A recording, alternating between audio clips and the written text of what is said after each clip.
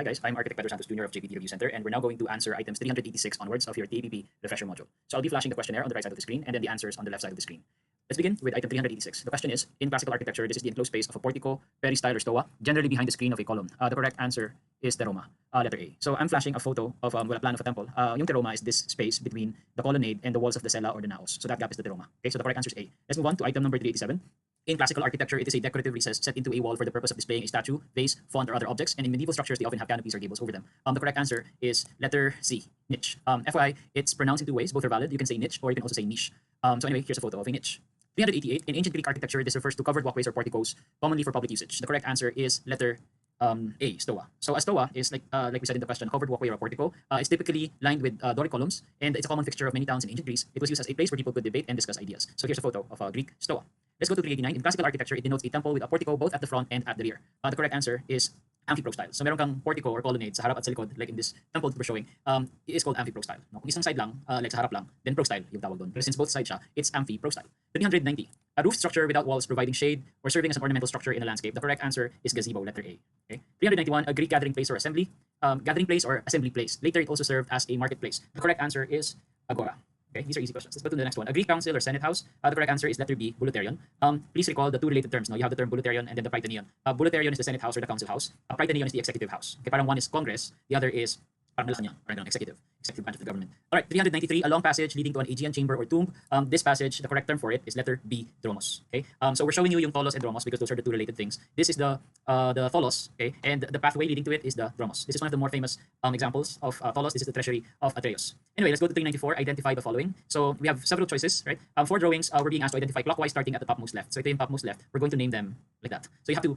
That's also basically you have to know how to follow the instruction because the sequence could get messed up if you don't do it correctly. So we're starting here going clockwise like that. So the correct answer is this is the OG arc. This is Tudor. Okay, it's a bit imprecise yung drawing, but yeah, we could say it's Tudor. We could say that since wala namang ibang options. This is horseshoe and this is trefoil. Okay, so the correct answer is let's look. Okay, letter D. Okay, letter D is the one that is correct. Okay. All right, number 395, a false arc constructed by corbelling courses from each side of an opening until they meet at a midpoint where a capstone is laid to complete the work. Ang tawag sa ganyang arco is corbel arc. Okay, corbel arc. So to quickly differentiate lang why we say parang it's a false arc, kasi ito yung true arches. This is a true arch. This is a false one. Kasi parang they're all horizontally laid. Okay? Parang they're all horizontal. They're not really parang radially arranged like in a true arch here. So the correct answer is corbel arc or arch. Okay, 396 from the given figure, which one is Florentine? Okay, so my answer here is none of these. Okay, later in a later question, merong lalabas na isa pang tanong tungkol sa Florentine arches. In that question, we'll define what a Florentine arch is, but for right now, I'm just gonna say it. Walang Florentine arch in these drawings. Instead, I'll just tell you what these drawings are showing. So letter A is showing us the trefoil arch. Letter B is a horseshoe arch. Letter C is a cinquefoil kasi lima. Okay, and letter D is an OG arch, parang onion shaped. Okay, walang Florentine dyan. We'll talk about Florentine arches later in another question for Florentine arches. Let's go to 397. In early times, what was used to achieve longer horizontal spans? The best answer here is arches. Okay, arching nakalagay pero let's just assume na arches yung ibig sabihin yan. So we'll go with B. Okay. Number 398. In ancient Roman construction techniques, what technique used irregularly shaped and randomly placed uncut stones? The correct answer is opus incertum, which is actually defined in 399. Let me just change the font colors. Some are red there. Okay. All right. So we'll define opus incertum in the next question, 399. The question is, well, they define opus incertum. It's an ancient Roman construction technique using irregularly shaped and randomly placed uncut stones or fist-sized tough blocks inserted in a core of opus cementitium. Alin dito yung opus incertum is the question. I mean, implied question. Okay, which one of these is opus incertum? The correct answer is A. Ito yung opus incertum. Ganyan yung issue niya. Okay, randomly placed, irregularly shaped stones. Okay, next item. Item 400. Okay, item 400. They defined opus reticulatum, a form of brickwork used in ancient Roman architecture consisting of diamond-shaped bricks or tuff, which are placed around a core of opus cementitium. The diamond-shaped tufa blocks were placed with the pointed ends into the cement core at an angle of roughly 45 degrees, so the square bases formed a diagonal pattern. I think from the description it's easy to pick the correct illustration for opus reticulatum, but in any case, the correct answer is letter B. Okay, ito yung opus reticulatum. Again, it's pretty easy to tell naman because siya yung merong diamond shape. Okay. 401, an ancient Roman construction technique in which squared blocks of stone of the same height were set in parallel courses, most often without the use of mortar. The correct answer here is opus quadratum. Okay, so these are some sample illustrations of opus quadratum. Let's go to 402, blocks resting on the vertex of lower excrements of the pediment. The correct answer here is acroterion. Okay, acroterion is itong mga to, at the vertices or the corners of the pediment. You have the acroterion. Depending on what reference you're reading, parang the strict definition is the acroterion is the pedestal on which the statue is going to be placed. But a more loose definition of acroterion could include the statue itself. Okay, pwedeng acroterion yung pedestal lang na pinapatungan ng statwa, or pwedeng yung pedestal and the statue as well. Okay, so either way, the correct answer is acroterion. 403, a continuous base of substructure on which a colonnade is placed. This is a bit tricky kasi parang ang daming pwedeng, almost all of the choices, almost any of the four choices could be the correct answer, okay? But we decided to go with stylobate, okay, stylobate. So just to recap the differences between these terms, especially the first three. So yung stylobate is the topmost step. The stereobate are the remaining steps, the lower steps beneath the stylobate. And then taken all together, we call them the crepidoma, okay?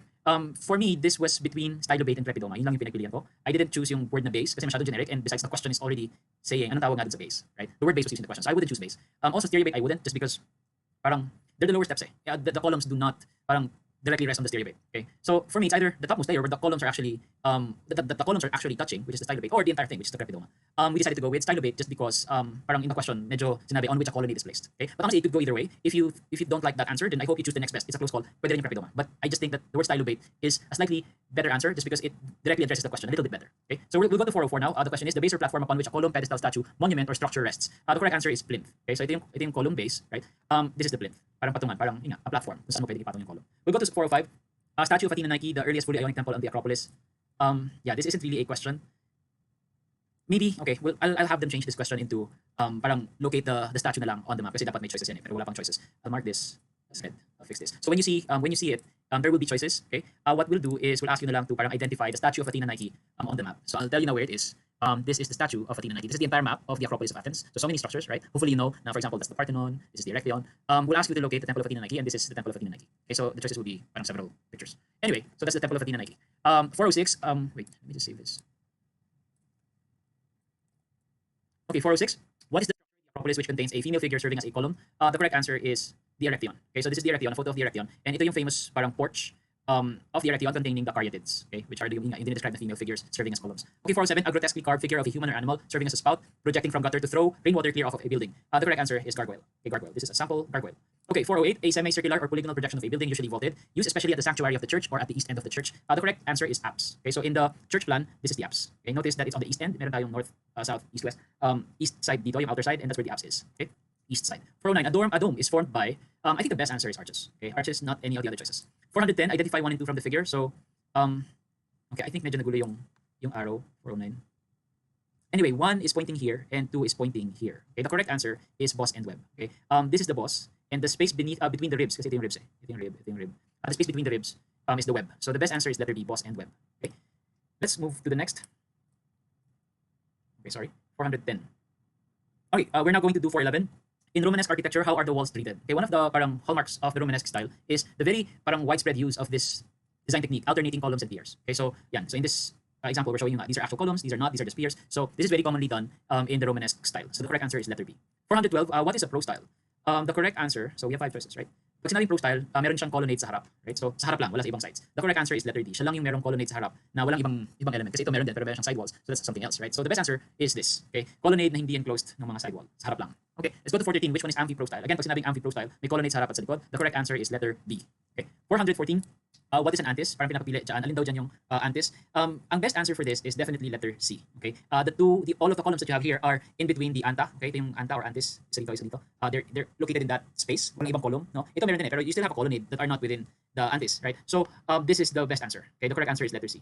All right, 415. What is peripheral? Which one is peripheral? The best answer is pag sinabi peripheral, meron kang columns or colonnade on all sides of the temple. Just one layer lang. The best answer is definitely letter E. Kasi for one, itong questions na to sunod-sunod, so you sort of have to parang answer them in one go, no? Parang yung mga napili mo na in the previous questions, you probably shouldn't choose them for later questions.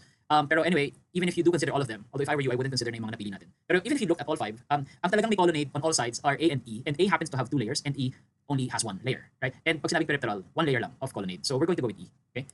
Anyway, 416, if the diameter of the column is 0.9 and the intercolumniation is aerostyle, what would be the measurement of the intercolumniation? The correct answer is 3.6 kasi ang multiplier kapag aero or aerostyle, the spelling differs. Pero you get the idea. The multiplier is 4. So you multiply the diameter of the column, 0.9, by the multiplier 4 to get the answer, 3.6. So the answer is letter D. Okay, let's zoom in a bit. Okay, number 417. What is the intercolumniation of the columns if their clear distance is 1.5 of the diameter of the column? The correct answer is pycnostyle. So pycnostyle, yung 1.5 na multiplier. Okay, 418. A Greek temple has 6 columns in front and at the back. At its sides, 11 columns, including the outermost column at the front and the back. What do you call this kind of temple? The correct answer is peripteral. Okay, peripteral. Okay, peripteral is the best answer just because you have columns. It appears on all sides. Okay, 6 columns in front would also make it a hexastyle temple, but walang hexastyle choices, so that makes it simpler. We're going to have to go with peripteral. 419. What do you call the style in which the column distance is 4D? The correct answer is areostyle, sometimes spelled as areostyle, aerostyle. But yeah, the correct answer is letter E. 420. What is the C-style intercolumniation? Kapag C-style, the multiplier is 2, so the correct answer there is letter C. 421, 1.5 yung intercolumniation. Again, it's pycnostyle. But this time, the lowing pycnostyle, we have to choose the one that is spelled correctly. The correct spelling is with a Y, not an I. So the correct answer is letter B. 422, two columns with diastyle intercolumniation. The distance of the two columns is 6 feet. What is the diameter of the column? So kapag diastyle, the multiplier is 3. So ang sabi, ang lumabas daw na distance is 6. So the correct answer has to be 2 feet. Kasi ang multiplier mo was 3. What did you multiply with 3 to get 6? You multiplied 2 by 3. So the answer is 2 feet. Okay, 323. What will be the total height of each column if the height is 10 times the diameter? This is a follow-up question to 422. So the diameter is 2 feet. We know that from item 422. Ang sabi, the height now will be 10 times the diameter. So that becomes 20 feet. 10 multiplied by 2 feet. Okay, 424. If the intercolumniation is diastyle and the column diameter is 0.9, what is the clear distance between the columns? Correct answer is 2.7 because the multiplier kapag diastyle is 3. So 0.9 times 3 is 2.7. Okay, 424. Wait, 2.7. Wala yata sa choices. Okay, maybe we'll fix the choices. But the correct answer is 2.7. Okay, 425. What do you call the intercolumniation shown in the figure below? The correct answer is U style. Okay, U style. This is 2.25 U style. Okay, I'm going to have to check on item 424. Give me a few minutes. I'll resume the video in a bit. Okay, I just checked. No, I just checked. And yeah, we're going to have to fix the choices. We're going to change this to 2.7 para may lumabas na correct answer. So yeah, the correct answer for 424 is 2.7. We'll just change the choices. So these are the choices that you'll see. Sorry for that. Going back, again, 425, we already answered. Let's go to 426. Okay. The question is, if the spacing of a Greek column with a diameter of 3 is said to be of the U-style type, how far apart are each of the columns? The correct answer is 6.75. Okay, which again is not in the choices. Okay, so I guess we'll change these choices to reflect the correct answer. So item E, option E, will not be 20, but will instead be 6.75. Okay. 427. If a Greek temple has a total of 14 columns with a breakdown of 4 in front, 4 at the back, and the rest at both sides, what type of temple is this?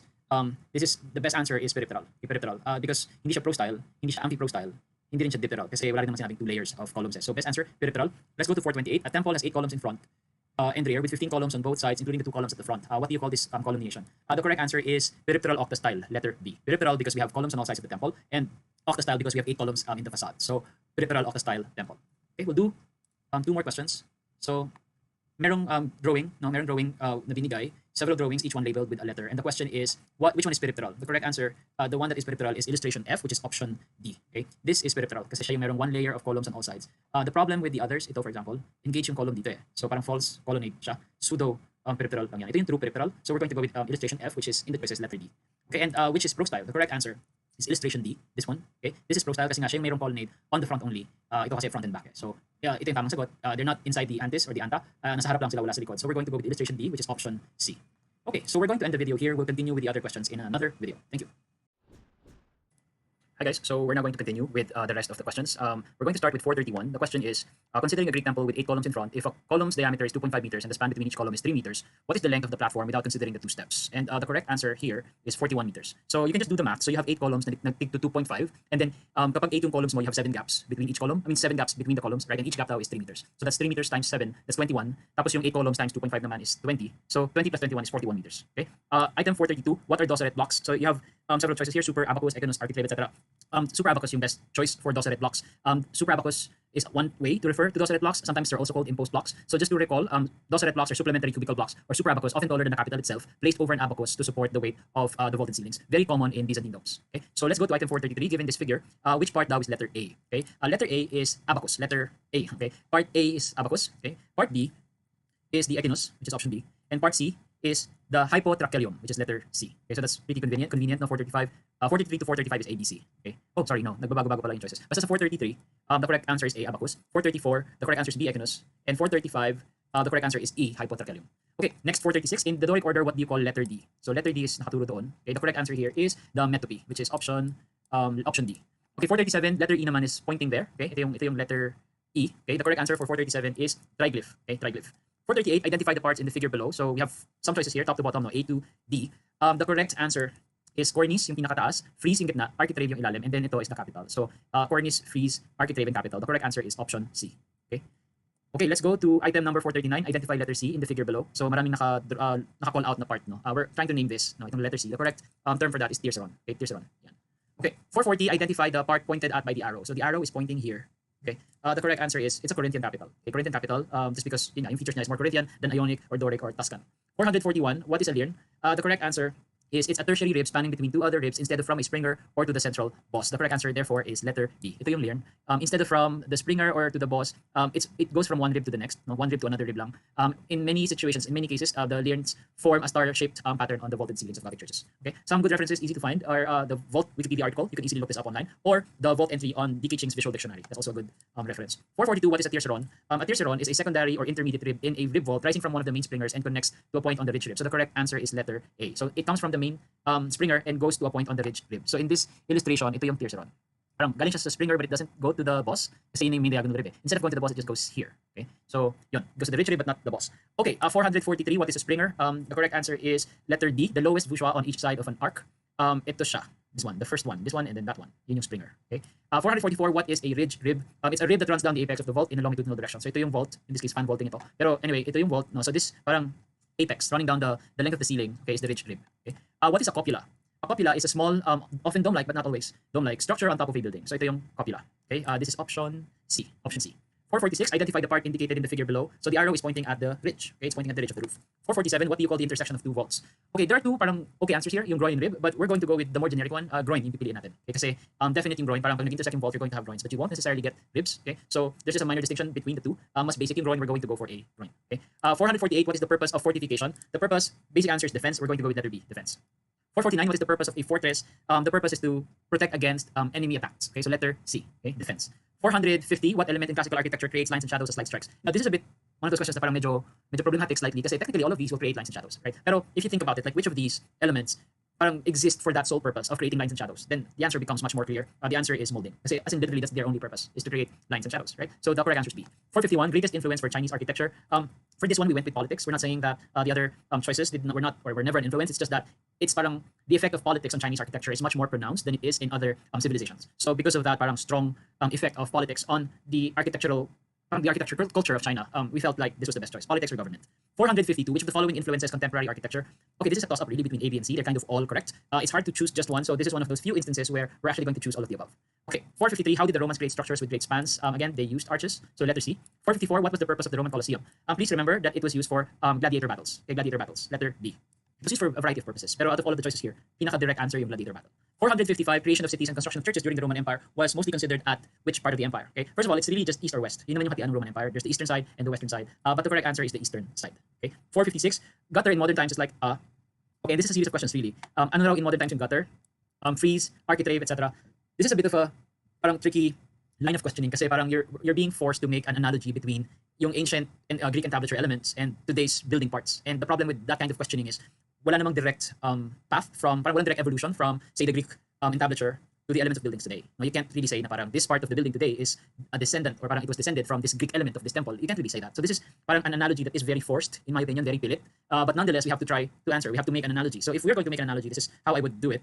For me, yung gutter is probably closest to the pediment kasi yung if this were parang a roof today, yung sides na to ng roof would probably be gutters today. Okay, so yun yung parang for me a good analogy. Again, you could make any other analogy as well, but that's the most straightforward analogy that I see. So I would go with pediment. Again, medyo pilit, right? But that's how it is. That's just the nature of the question. It's a very forced analogy. So let's go to 457. Yung frieze in modern day houses naman daw is for me pwedeng sabihin na siya yung beam. Okay, kasi di ba yung frieze is parang if you pretend na yung topmost layer ng, di ba there are 3 layers of the entablature? You have the cornice, the frieze, and the architrave. If you would make the analogy ng topmost layer is the roof, then the layer beneath that would probably be the roof supports or the roof beams. So in that case, I would say maybe the frieze is the roof beam. Again, very forced.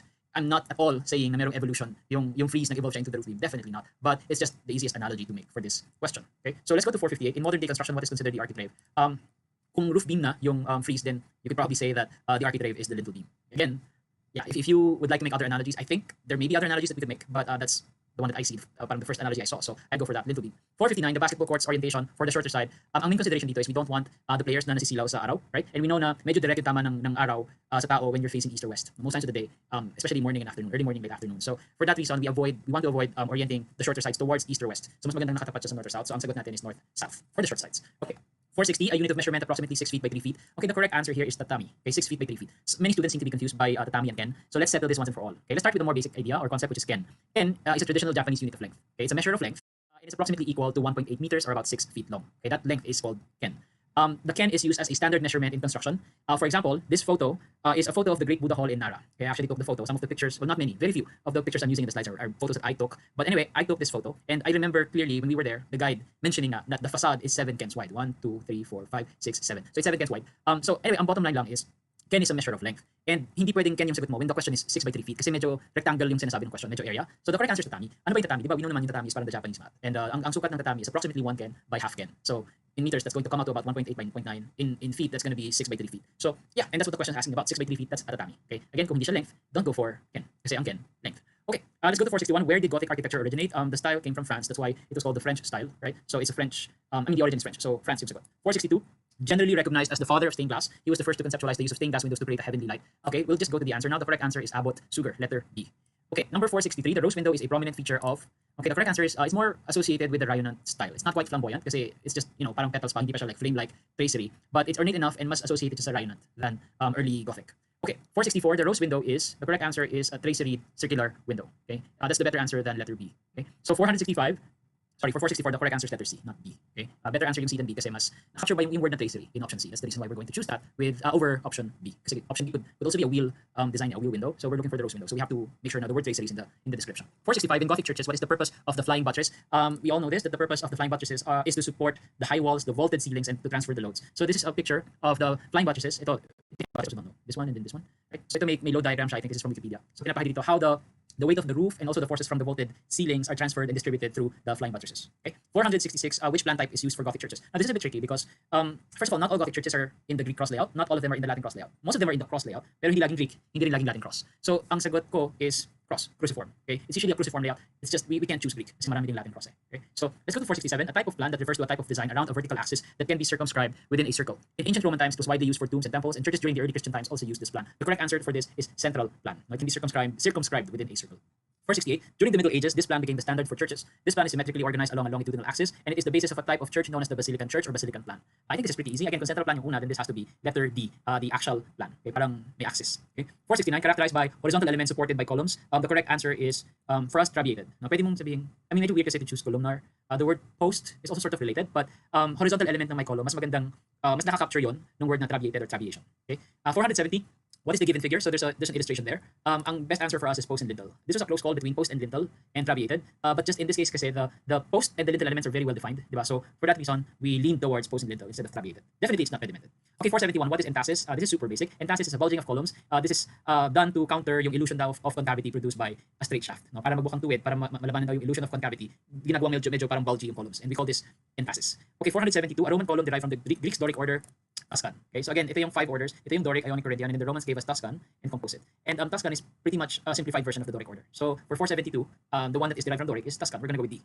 473, what order did the Romans introduce into the classical orders? Again, Tuscan and Composite, so we're going to choose E, both C and D. 474, what is the difference between Greek and Roman architecture?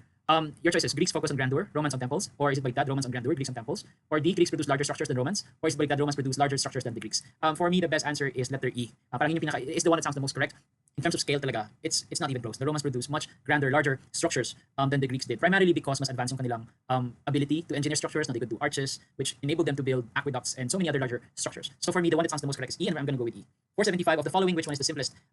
Doric is pretty simple, but Tuscan is a simplified Doric, so we're going to have to go with Tuscan. Tuscan is even more simple than Doric, right? So Tuscan for sure. 476, what capital order was used in the Parthenon? FYI, the Parthenon is a Doric temple. Okay. 477, the classical order characterized by its capital with volutes and by its elegant detailing. The correct answer is Ionic. Okay, Ionic. Volutes. So ito yung volute, right? Okay, 478, type of column resembling an inverted bell. Inverted bell is often used to describe the Corinthian order. It looks like an inverted bell. Okay, so we're going to go with Corinthian for that question. 479, the column shown in the figure on the right is, and we're talking about this column. So what do we see? First, we're actually seeing 3 columns, right? This column protrudes both outwards and inwards, but this column, the one that the question's pertaining to, is only protruding outwards, not inwards. It's hard to make conclusions from this very parang simple drawing, right? But here's basically what we need to decide on. Kapag kasi structural column ito, then it is an engaged column. Pero kung hindi siya column, but rather more of a protrusion to make it look like a column, but it's really not a column. Parang decorative protrusion lang siya because we want it to look like there's a column there when there really isn't. Then it will be a pilaster. So, ang tanong now is, well, it's going to boil down to whether or not do we think this column is structural or do we think it's a decorative protrusion? Again, without a structural plan, without the rebar layout, it's hard to say for sure. But we're going to use this as a clue. We're going to use the corner column as a clue. It protrudes out and in. Ito, out lang, walang in. So that can be taken as a hint na maybe, just maybe, this is structural kasi ang laki-laki niya, it has to protrude outwards and inwards, whereas this only protrudes outwards. So maybe this is not really a column. Maybe it's an architectural element lang. Maybe it's just a pilaster. So ang sagot is pilaster, if it's only a decorative element. A pilaster, for those who are unfamiliar, is an architectural element used to give the appearance of a column, but with only an ornamental function. It's not really a column, but it looks like a column. Again, do we know for sure non-structural na yan? Again, no, we don't. We don't have the structural plan for this. Do we know for sure na structural siya? Hindi rin. Okay? So if we had to guess, parang it could go either way. Parang pantay yung structural and non-structural. If we had to guess, which guess would probably make more sense? Just using this as a clue, we could probably say, yeah, the better guess is maybe it's non-structural. I think that's the better assumption. I mean, we try to avoid making assumptions like that, right? But in this case, we have to. So if I was going to make an assumption, I'd look at the overall picture and I'd take that other column as a clue. And so I'd say maybe architectural lang tong isa. I'd say pilaster, letter B. Okay. 480, which of the following figures is an engaged column? None of these. Okay, none of these. We're going to go with none of these. An engaged column is a column that is embedded in a wall and partly projects from the surface of a wall. Parang ganyan. So parang slightly nilubog sa pader or slightly protruding from the wall. Okay? In all of the drawings, the column is not engaged into the wall. Hindi siya naka-overlap sa wall. That's the problem. Okay, so none of these is an engaged column. Okay, let's go to 481. Identify the figure at the right. Okay, so ito. Okay, we're going to go with horseshoe just because it's shaped like a horseshoe, but this was a very close call between horseshoe and Florentine arch. Okay, so ano ba yung Florentine? This is actually a good time to define what a Florentine arch is. A Florentine arch is a semicircular arch having its extrados. Extrados is itong outer side of the arch. Struck from a higher point. Yung point, no? Parang center ng extrados. Higher point than the intrados. Ito naman yung intrados. So ito yung extrados, sabi natin. Ang intrados is yung itong kabilang side, yung inner side. You will notice that the extrados and the intrados have different centers. Okay? And the center of the extrados is higher than the center of the intrados. Okay? What that means is hindi sila concentric. Kasi if they had the same center, they would be concentric. So parang yung thickness ito is pantay, even. Pero since hindi sila concentric, nakataas ng konti yung center ng extrados. What happens is medyo distorted ito. Ibig sabihin, dito makapal siya, dito hindi masyado. Okay? So meaning, this is not as tall as this. And you see it, right? Ito, medyo, this is shorter than this one. So this is what makes a Florentine arch a Florentine arch. Okay? Now, going back to the question, does it look like a Florentine arch? Yeah, it does. Because if you look here, shorter ito, longer ito. Okay, magkaiba sila ng center. It's a bit of a distorted drawing, but yeah, it does look Florentine to me. Does it also look like a horseshoe arch? It also does look like a horseshoe arch. So which one would you choose? Kung merong option na both, I would probably have chosen both. But if I had to choose just one, again, it's a tough call. It could go either way for me. But just because parang for questions that are this close, super close talaga to for me between horseshoe and Florentine, I just normally go for my knee-jerk reaction, yung parang yung intuitive response ko, which is the first time I saw the picture, I immediately thought horseshoe. Okay, so I went with horseshoe for that reason. I'm not saying it's not Florentine. No, it's both. It's both. It's just that if I'm going to have to choose one, I'd probably go for yung right away. What did I think? I saw horseshoe right away, so I'd go for horseshoe. Okay, so yun. Let's go to 482. The purpose of coffered ceilings in Rome is to reduce the weight. Okay, ito yung coffers, right, in the ceiling. So the purpose is to reduce the weight of the dome. 483, the least expensive. Now this is, again, this is going to be highly speculative, right? Sobrang parang manghuhula lang tayo dito. But I think that we can make reasonable guesses here. Least expensive. The way that we approached this was parang, yeah, walang plans. We don't really know what they look like. Walang specs, so we don't know anything for sure. But just looking at the description alone, which has the biggest chance of being much cheaper than the others? Which one could probably be the cheapest? Parang based on the description. We think that depending on the kinds of materials that are used, medyo malaki yung potential ng cable hanging bridge to be cheaper than the others. Okay, the others parang most likely talaga magiging mas mahal. It all depends on many factors, right? Like the length of the bridge, the materials. But assuming that the bridge isn't going to be too long, assuming that you're going to use reasonably cheaper materials like wood planks, etc. Some bridges are like that. Then a cable hanging bridge could be much cheaper than a 1 kilometer long water feature, a half hectare park and playground, and definitely a 10-hole golf course. So we're going to go with letter C. Okay, 484, the most expensive. This one is a bit easier to call. A 9-hole golf course is going to be more expensive than the others just because of the sheer amount of land required. Now you're going to need so many hectares of land for a 9-hole golf course, and bukod pa dun sa cost ng land, you have to do yung grading and landscaping, etc. that is required for golf courses. So total would be much higher probably than the others. Again, speculation lang, but I'm just saying this was a bit easier to call than the previous question. 485, what structure replaced the Bahay Kubo as Spaniards came to the Philippines? Bahay na ba to? Okay, bahay na ba to? 486, purpose ng silong daw ng Bahay Kubo, para saan daw yung silong? This is tough to settle, but we're going to go with all of the above. Similar lang yung DNCA. Okay, pero yeah, we're going to go with all of the above. The silong is a multi-purpose space. It can be used for pagsasampay ng damit, also for ventilation of the house, protection against insects and animals kasi it allows the house to be raised, no? Para maiangat siya from the soil. So protection against insects, right? Sometimes parang ginagawa siyang kulungan ng manok. So it's a multi-purpose space. Ang sagot namin is all of the above. 487, what is physical planning? So there are several definitions here, more than one of which could satisfy the term physical planning, but there are many ways to define it. There are many sources you could look at to define physical planning, but my suggestion is kung kaya i-define ng batas natin, ng standards natin, then stick to our standards definitions. Okay, kung may definitions ng standards natin, try to use those definitions. So in this case, we have SPP 203, Standards of Professional Practice, document 203, which defines specialized architectural services. This is where physical planning was defined officially, right? So we're going to use the definition given by SPP 203, which is option letter B, the orderly arrangement within a piece of land or property on which vertical structures and horizontal structures are to be proposed. Okay, so the correct answer is letter B. 488, what element of ACT does a river represent? Okay, rivers can represent edges, okay, but they could also represent paths. No? In cases of rivers, the ginagamit for transport, so they could also be a path. Walang option na both path and edges, so you have to choose one. Okay, how do you choose between two correct answers? You choose, well, the more correct answer. Is there a more correct answer here? I think so. I would say that the better answer is edge. Oh, sorry. Ang nakalagay dito is edge or path, but we have to choose one, and ang pipiliin ko is, wait, let's go to 488. Okay, I'd actually choose edge over path. I'm not saying path is wrong. It's just edge is slightly better for the simple reason that all rivers are edges, but not all rivers are paths. Okay, there are rivers that are not used for transportation, so those rivers aren't really paths. They're just edges. Okay, but whether or not you use it for transport, it's going to be an edge, right? So the better answer is edge. 489, proponent of the concentric zone theory. This is just a matter of remembering who proposed which, and the proponent of the concentric zone theory was Ernest Burgess. Okay, 490. We'll do 10 more questions. Proponent of the sector model, Homer Hoyt, letter B. What is the multiple nuclei theory? The question is a bit weird. It should be parang who proposed the multiple nuclei theory. The proponents of the multiple nuclei theory are actually two persons, no, Edward Pullman and Chauncey Harris. So we're going to go with E, both Edward Pullman and Chauncey Harris. So both C and D. 492, there's a long parang definition of urban sustainable development. I'll read the first sentence. It's a development that meets the needs of the present without compromising the ability of future generations to meet their own needs. The question is at the end, which of the following are included in most definitions of urban sustainable development? Okay, so our choices are a change in the quality of growth, the conservation and minimization of the depletion of non-renewable sources, a merging of economic decisions with those on the environment, a strong consideration of the needs of future generations, or all of these. As you can probably tell, all of these sound great. All of these sound like they are probably included in most definitions of urban sustainable development. So ang sagot natin is letter the answer is letter E. Okay. I'm sorry for that. For 492, the answer is letter E. All of these. Okay, 493, a process by which a city or a part of it falls into a state of disrepair and decrepitude. Typo yan, decrepitude. Its signs include the industrialization, population decline, overpopulation, housing deterioration, abandonment of buildings, high unemployment rates, fragmented families, crime, and a desolate, inhospitable city landscape, to name a few. The correct term for this is urban decay. Okay, urban decay, letter B. 494, a term used in urban planning to refer to the number of people inhabiting a given urbanized area. It is considered as an important factor in understanding how cities function. Research related to it occurs over diverse areas, including economics, health, innovation, psychology, and geography, as well as sustainability.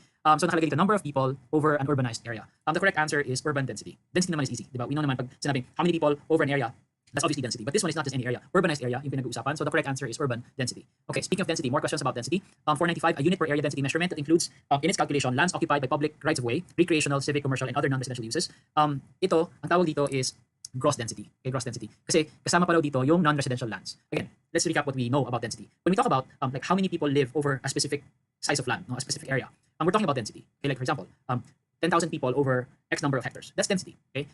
When you compute density though, there's a decision that you need to make. Do you include yung farmlands and roads and parks and commercial lands? Kasi if you include those areas, those are non-residential. Wala namang nakatira doon eh. Kalsada, farmland, hindi yan tirahan ng tao. If you include them in your computation, your density might appear to be lower. No, parang it will look like hindi naman siksikan yung tao. But the reason hindi sila siksikan is kasi sinasama natin sa computation yung mga lupa na hindi naman pwedeng tirahan ng tao. So nagmumukhang mababa yung density as a result. Are we saying mali yun? Na dapat hindi sinasama yan? No. Okay. What we're saying is we have to be clear about whether or not kasama ba yung mga lupang yun or hindi. Kapag kasama yung mga ganung lupa, ang tawag sa density is gross density. Okay? Iba yung tawag sa density na residential lands lang. And that's actually what the next question is talking about. A unit per area density measurement that includes in its calculation only residential lands. It doesn't include streets, parks, or other uses. Residential lands lang. Okay? This I think is a more parang accurate version of density. It paints a more realistic picture kasi this time 10,000 people tapos ang lupa is just yung tinitirhan ng mga tao yun. Okay? Huwag mo na isama yung farmlands, huwag mo na isama yung kalsada. Hindi yan pwedeng tirhan ng tao. Okay? Let's just look at the residential area and then let's calculate. Okay? Ang tawag sa kanyang density is net density. Okay? Net density. Tinanggal mo na yung mga non-residential land. And again, in my opinion, net density is a more realistic version of density. Okay? Alright, we'll do 3 more questions. Well, 4 more questions. What causes urban heat island? There's so many reasons, no? But the main, out of the choices, the best answer is modification of land surfaces. We're going to go with option D. Okay, most references will tell you that the reason for urban heat islands are, well, it's a twofold reason. One is we modify land surfaces, meaning sinesemento natin yung lupa. Okay?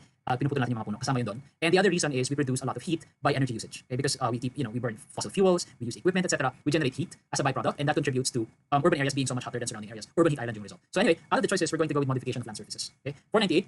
Which contributes the most to heat gain in tropical countries? So you have a lot of choices here. Solar radiation, meaning the sun, building materials, hot prevailing winds, all of these are none of these. If you look at the question, ang tanong is which contributes the most? Okay, so parang it would be wrong to choose D or E kasi parang you can't choose all of these. Parang you're thinking, well, they all contribute. So how am I supposed to choose?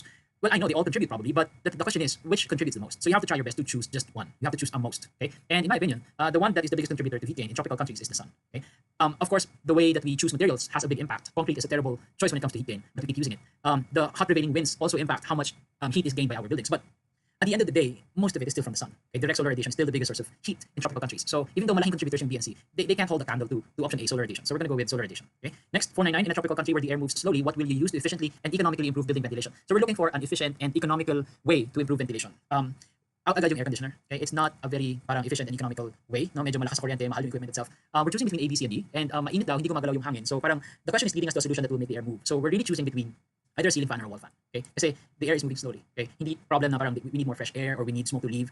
So hindi siya about exhaust. It's more about air circulation. So we're choosing between A and C. Between the two, I think we have to give a slight edge to the ceiling fan just because it affects a greater area than the wall fan. I mean, it's kind of ridiculous the situation we're in where we're arguing between ceiling fan and a wall fan. No, but that's the situation we're in. And so we're looking for an efficient and economical way to improve the ventilation in the building or in the room. Medyo mas tipid probably yung ceiling fan. I mean, you're not going to feel the effect as strongly, but overall it affects a larger area, diba? So it's probably a more economical way. So we're going to go with ceiling fan. Last question for this video. Cross ventilation is a passive cooling technique that uses the force of the wind to pull air through a building. How is cross ventilation best achieved? Okay, so your choices: place openings exactly across from each other, magkatapat.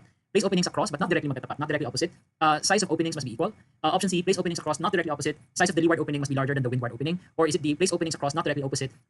Size of the leeward opening must be smaller compared to the windward opening. So this is kind of a big question. I'm going to have to explain this. Okay, first of all, the correct answer is C. Okay, place the openings across, but not directly opposite. The size of the leeward opening must be larger than the windward opening. First, let's figure out now the important terms here: leeward and windward opening. Because opening, we're talking about windows. Okay, a leeward opening is a window on the leeward side. A windward opening is a window on the windward side. So first, ano ba yung leeward side and windward side? So suppose you have this building, elevation view ito. So ground, ito yung building. The wind is blowing from here. The side of the building facing the wind, or the side of the building na tinatamaan directly ng hangin, is called the windward side. Now, the other side of the building, the one in the shadow, no, is the leeward side. So pag sinabing windward opening, ito yon, may bintana ka dito. Pag sinabing leeward opening, may bintana ka dito. Ang tanong is, ano nga yung best configuration to achieve ventilation, to make the air move inside? Okay, so ang sabi natin, first of all, we don't want the openings to be exactly opposite. Okay, kasi obviously your inlet is going to be here, your outlet is going to be here, and the basic rule in tropical design is you want your inlet to be lower because cool air stays down. You want cool air to enter, so you want your opening to be a bit lower, and you want your outlet to be a bit higher because hot air rises and you want yung hot air to escape. So from that, we can tell na hindi sila dapat magkatapat, mas mataas dapat yung isa, mas mababa yung isa. So they should not be directly opposite. The next big question is, which one should be larger? Should the inlet be larger than the outlet, or should it be the other way around? You can look this up online. Okay. The better configuration in most situations is for the outlet to be slightly larger than the inlet. Again, the outlet is here, leeward opening. The leeward opening must be a bit larger than the windward opening, or the outlet must be a bit larger than the inlet. You can look this up. You can Google principles of ventilation if you'd like. Pero you'll see diagrams like this where the greatest airflow really is produced by a smaller inlet and a larger outlet. It would be a terrible mistake for us to make yung outlet smaller than the inlet. You would lose a lot of velocity in the wind if you do it that way. At worst, dapat equal yung size nila. Okay, at the very least, you should make them equal, but never make the outlet smaller. Okay, there are a few situations where equal is fine. Pero again, if the general rule talaga is for most situations, if you can make the outlet slightly larger than the inlet, it would probably result in a better ventilated interior space. And so we're going to choose letter C. Okay, so that's the end of this video. We'll continue with the rest of the questions in the next video. Thank you. Hey guys, so we're now going to continue with the other questions. In this video, we'll answer questions 501 onwards. So the question in item 501 is, which of the following will you use if openings for natural ventilation are hard to achieve? So hindi ka raw makapaglagay ng openings for window openings, basically. Hindi ka makapaglagay ng windows. Your options are casement, wind wall, high atrium, zocalo wall, and window blinds. Now for this item, sagot, well, first of all, I would eliminate casement right away because it goes against the premise of the question. The premise is you can't do windows. So why would you choose casement windows? Eh, hindi nga pwede raw mag-windows. So we're not going to consider casement at all. We're choosing between high atrium, wind wall, zocalo wall, and window blinds. Ang idea behind the question, ang implied parang issue in the question is we're dealing with building ventilation, building cooling, and out of the remaining four choices, the one that will probably help the most in that issue is the high atrium. Okay, high atrium, because a higher atrium, it's not the best. No, it's not going to make like a massive difference. It's not better than having windows. Obviously, better pa rin kung may windows ka sana. But if there are no windows, a high atrium would at least allow the hot air inside the space to rise. Kumbaga magkakaroon ng stratification yung hangin sa loob. Magkakaroon ng stratification between the hot air, which is going to rise, and the cooler air, which will stay down below. Okay, and what that does is it keeps the hot air away from people because presumably the people will be nasa lower parts, kaya nasa floor, diba? So parang it's the same idea as having a higher ceiling. Again, the idea is that the hot air is able to rise away from the people below. Okay, so high atrium would probably be the best out of the remaining choices. Okay, 502, in line with the world movement to reduce pollution, Clean Water Act, etc. How will you classify a scenic area that needs to be protected? The best answer for me is ecological and cultural zone, option letter B. Just because out of the choices, this one sounds like the kind of zoning designation that would parang provide the best kind of protection, okay, to the scenic area. Okay, parang siya yung pinaka protected na zone. So just by the sound of the name of the zone. In real life, these things depend on how the law will define the zoning designation. Like kunyari, this LGU would designate this zone as this, and then yung rules for that zone. So it depends on how they define it. But if we're just going by what these zoning designations sound like, then definitely the clear winner here is letter B. Okay, 503. What development should be introduced to minimize movement of persons? The choices are segregated zoning, mixed-use development, low-density development, all of these, none of these. We're trying to minimize the movement of people. We don't want people to have to travel long distances, to have to commute too much. And the correct answer here is definitely mixed-use development. Okay, the idea behind mixed-use development is within the same area you have a multitude of uses. Like residential uses, maybe buildings are residential, buildings that are commercial, buildings that are institutional, workplace, school, market, supermarket. They're all parang mixed. Okay, it's the opposite of segregated zoning. Sa segregated zoning, parang may purely residential zone, purely commercial zone, purely institutional zone. So why mixed use? How does mixed use developments minimize the movement of people? Because everything is parang close to people. Okay, wherever you live, within that mixed use zone, there's a supermarket close to you, there's probably a school close to you, there's probably a church close to you, there's probably a gym close to you. Point is you don't have to travel all the way to a different zone just to get to where you want to go. That's how mixed use developments sort of minimize movement of people. So yeah, the correct answer definitely is letter B. 504, this refers to the population shift from rural to urban areas. Definitely the correct answer here is urbanization. Ang paglipat ng tao to urban areas is called urbanization. 505, when people from rural go to urban areas, what's the primary problem? Okay, the choices are housing, work, leisure, self-actualization, or none of these. I think it's pretty easy to narrow it down to two choices. Okay, the two choices that you probably should have chosen from are housing and work, because those are the two immediate problems. Okay, however, between the two, I would argue that one is the main problem and the other is just parang a result of the main problem. Okay, kumbaga parang root cause yung isa, tapos yung isa is parang an incidental lang siya to the root cause. what I'm trying to get at is I think work is the root problem. Okay? I think housing is just a byproduct of low employment rates, no, of unemployment. Okay, like if every one of them could find a decent job, a decently paying job, then I don't think housing would be that big of an issue. Okay, there could still be a shortage, but it wouldn't be as big of an issue. Kasi the main reason I think that a lot of people don't have access to decent housing or to housing at all is they can't afford housing. Okay, and that basically goes back to employment. Okay, so for me, I would choose B, work, over A. It was slightly close, but I'd choose B just because it's the root cause. Okay, 506. What is the main cause of migration from rural to urban places? Choices, opportunities in the city is greater. Presence of educational and health and recreational facilities. The people are tired of agricultural life. The American dream or crime down in rural areas. For this question, I would just go for, kasi honestly, some of parang multiple answers could be considered correct. Pero ako, I would just go for the most general answer, the most parang encompassing answer, and the most parang cliche answer in a way. I'd go for letter A. The opportunity down in the city is greater because honestly, it boils down to that. Even if you argue na, well, pwede rin naman yung B, pwede rin naman yung C. I think na-capture nung A, yung mga ganung possibility. Okay? Like at the end of the day, the main reason they move from the far-flung provinces to cities is they believe that a better life in the city awaits them, and that's what A is saying. Okay, it may not necessarily be true all the time, as I think many people would agree. Hindi naman laging mas maganda yung magiging buhay ng tao sa city. But still, I think that's the biggest driving force behind people's migration from provinces to the cities. Okay, so I'd go for A. 507. What element isolates the vertical planes of an enclosed space? This is kind of a weird question. So think of a room, no, enclosed space siya. So think of a room with 4 sides, that's my ceiling and floor. So parang the question is, what element isolates the vertical planes? The vertical planes being the 4 walls. It's hard because honestly, pwede kang you could make the argument na all of them could isolate them, no, parang isolate each one from the others. But I think that a good choice is treatment. Okay? You could isolate them through like giving them different colors, giving them different textures, magkakaroon ng separation between them. Even openings could help isolate one plane from the others. But it's not just one of them. Parang I think the best word is treatment. Okay? It's also weird to choose all of these kasi parang if you say all of these, parang the implication kasi is all choices are the same and or parang they're all equal in terms of weight. Pero I don't think they're equal. First of all, openings is a bit low sa priority list ko when choosing an answer. It's kind of a bit pwede pero it's not a very strong argument. Color and texture medyo equal, and then the strongest for me is treatment. Okay, so in terms of weight, parang I prefer treatment. I feel like it's a broad enough term that could parang refer to any method, any way of isolating the vertical planes. So for that reason, I go for treatment instead of E, instead of all of these. Okay, so my answer is letter C. 508. What is the comfortable reach dimension for a man? 176 centimeters in height. This is a question of anthropometrics. The correct answer is for an adult male, 650 millimeters. Okay, it's usually between 600 to 650. Some books will say 675, pero most of those books medyo parang Caucasian na yun. Okay, for Asians, I think the better dimension is 650 mm. Okay, all right. Next, what is the comfortable reach dimension for a woman? For women, it's usually about 2 inches less, no, than men. So kung 650 yung sinasabi natin sa males, we probably should go for 605 for women. Okay, 510. What determines the minimum corridor width? For this question, I'm going to interpret this question as which one is parang the primary consideration when deciding on the minimum corridor width. Okay, and I think it's pretty clear that the main consideration is yung lapad ng katawan ng tao or the body breadth, letter A. So online you could easily find diagrams like this showing or yung mga tawag sa iba't ibang sukat ng katawan ng tao. Like yung body breadth is yung lapad ng katawan mo. It's measured from yung pinaka outwards protruding portions of the body. Sometimes it could be your shoulders, shoulder to shoulder, sometimes it could be hip to hip. It depends. Pero ang tawag dun is the body breadth. Tapos may ibang terms din for the other dimensions. So diagrams like this, you could easily find this online. Probably just Google the term body breadth or side arm reach. Those words in the choices, okay? Google Images would bring up photos like this. Okay, it's good for review. Okay, let's go to 511. What determines the movement space within a cubicle or a work area? This question I'm going to interpret slightly differently, just because I don't think it's as straightforward kasi as 510 yung corridor width. Kasi sa main corridor width, sa minimum corridor width, there's an obvious consideration Pero itong cubicle size, I don't think it's as easy to say na, well, the primary consideration there is this and that. I don't think it's that simple, no, to interpret it in that way. So I'm going to interpret this in a slightly different way. The way I'm going to interpret this question is, which of these dimensions sort of approximates the size of a cubicle or a work area? Okay, and if we interpret the question in that way, again, which of these dimensions approximates the size of a cubicle? I think that the best answer is side arm reach. Okay, side arm reach, FYI, is yung dimension from the center line of your head all the way to the tip of your longest finger. How far you can reach, measured from the center of the head to the tip of your longest finger. And I think that dimension is parang, if you think of that as parang the radius of a circle, that best approximates the size of a work cubicle. Kasi in a work cubicle, at least in a basic work cubicle na maliit, the idea is you should be able to reach for the things in the cubicle. So I think that best approximates the minimum size of a work cubicle. And for that reason, I would go for side arm reach. Okay, let's go to 511. What determines the movement? I'm sorry, 512 pala. What determines the minimum ceiling height? Again, I'm going to interpret this question in the same way as 511, meaning which of the following dimensions is closest to the minimum ceiling height. So let's recall, ano ba yung minimum ceiling height? It depends really on what law you're getting the standard from, but I think the easiest default is the building code. And sa building code, if you can recall, the rule 8, section 804, if I remember correctly, either 804 yun or 805. The lowest ceiling height for a standard floor is 2.1 meters. Okay? Nag 1.8 lang tayo sa mezzanine, pero kung proper floor yun, 2.1, yung lowest that we saw. Anyway, out of the following, I think the one that's closest to 2.1 is the vertical grip reach. Okay, FYI, the vertical grip reach is measured from the floor all the way to the farthest that you can reach vertically. Okay, so the correct answer for me is that, kasi that's the closest to the 2.1 dimension. 2.1 is about the height of the door. Okay, so I go for that. I would interpret the question in that way. Okay, 513. How many adult persons can walk side by side on a 2.4 meter wide sidewalk? The correct answer is 4. Ang general rule is you allot about 600, no, or about 2 feet wide space per person, no. And kung ganun yung minimum natin, about 600 per person or about 2 feet, then yeah, probably maximum of 4. 5 is definitely too much. 6 is too much. So we'll go with 4.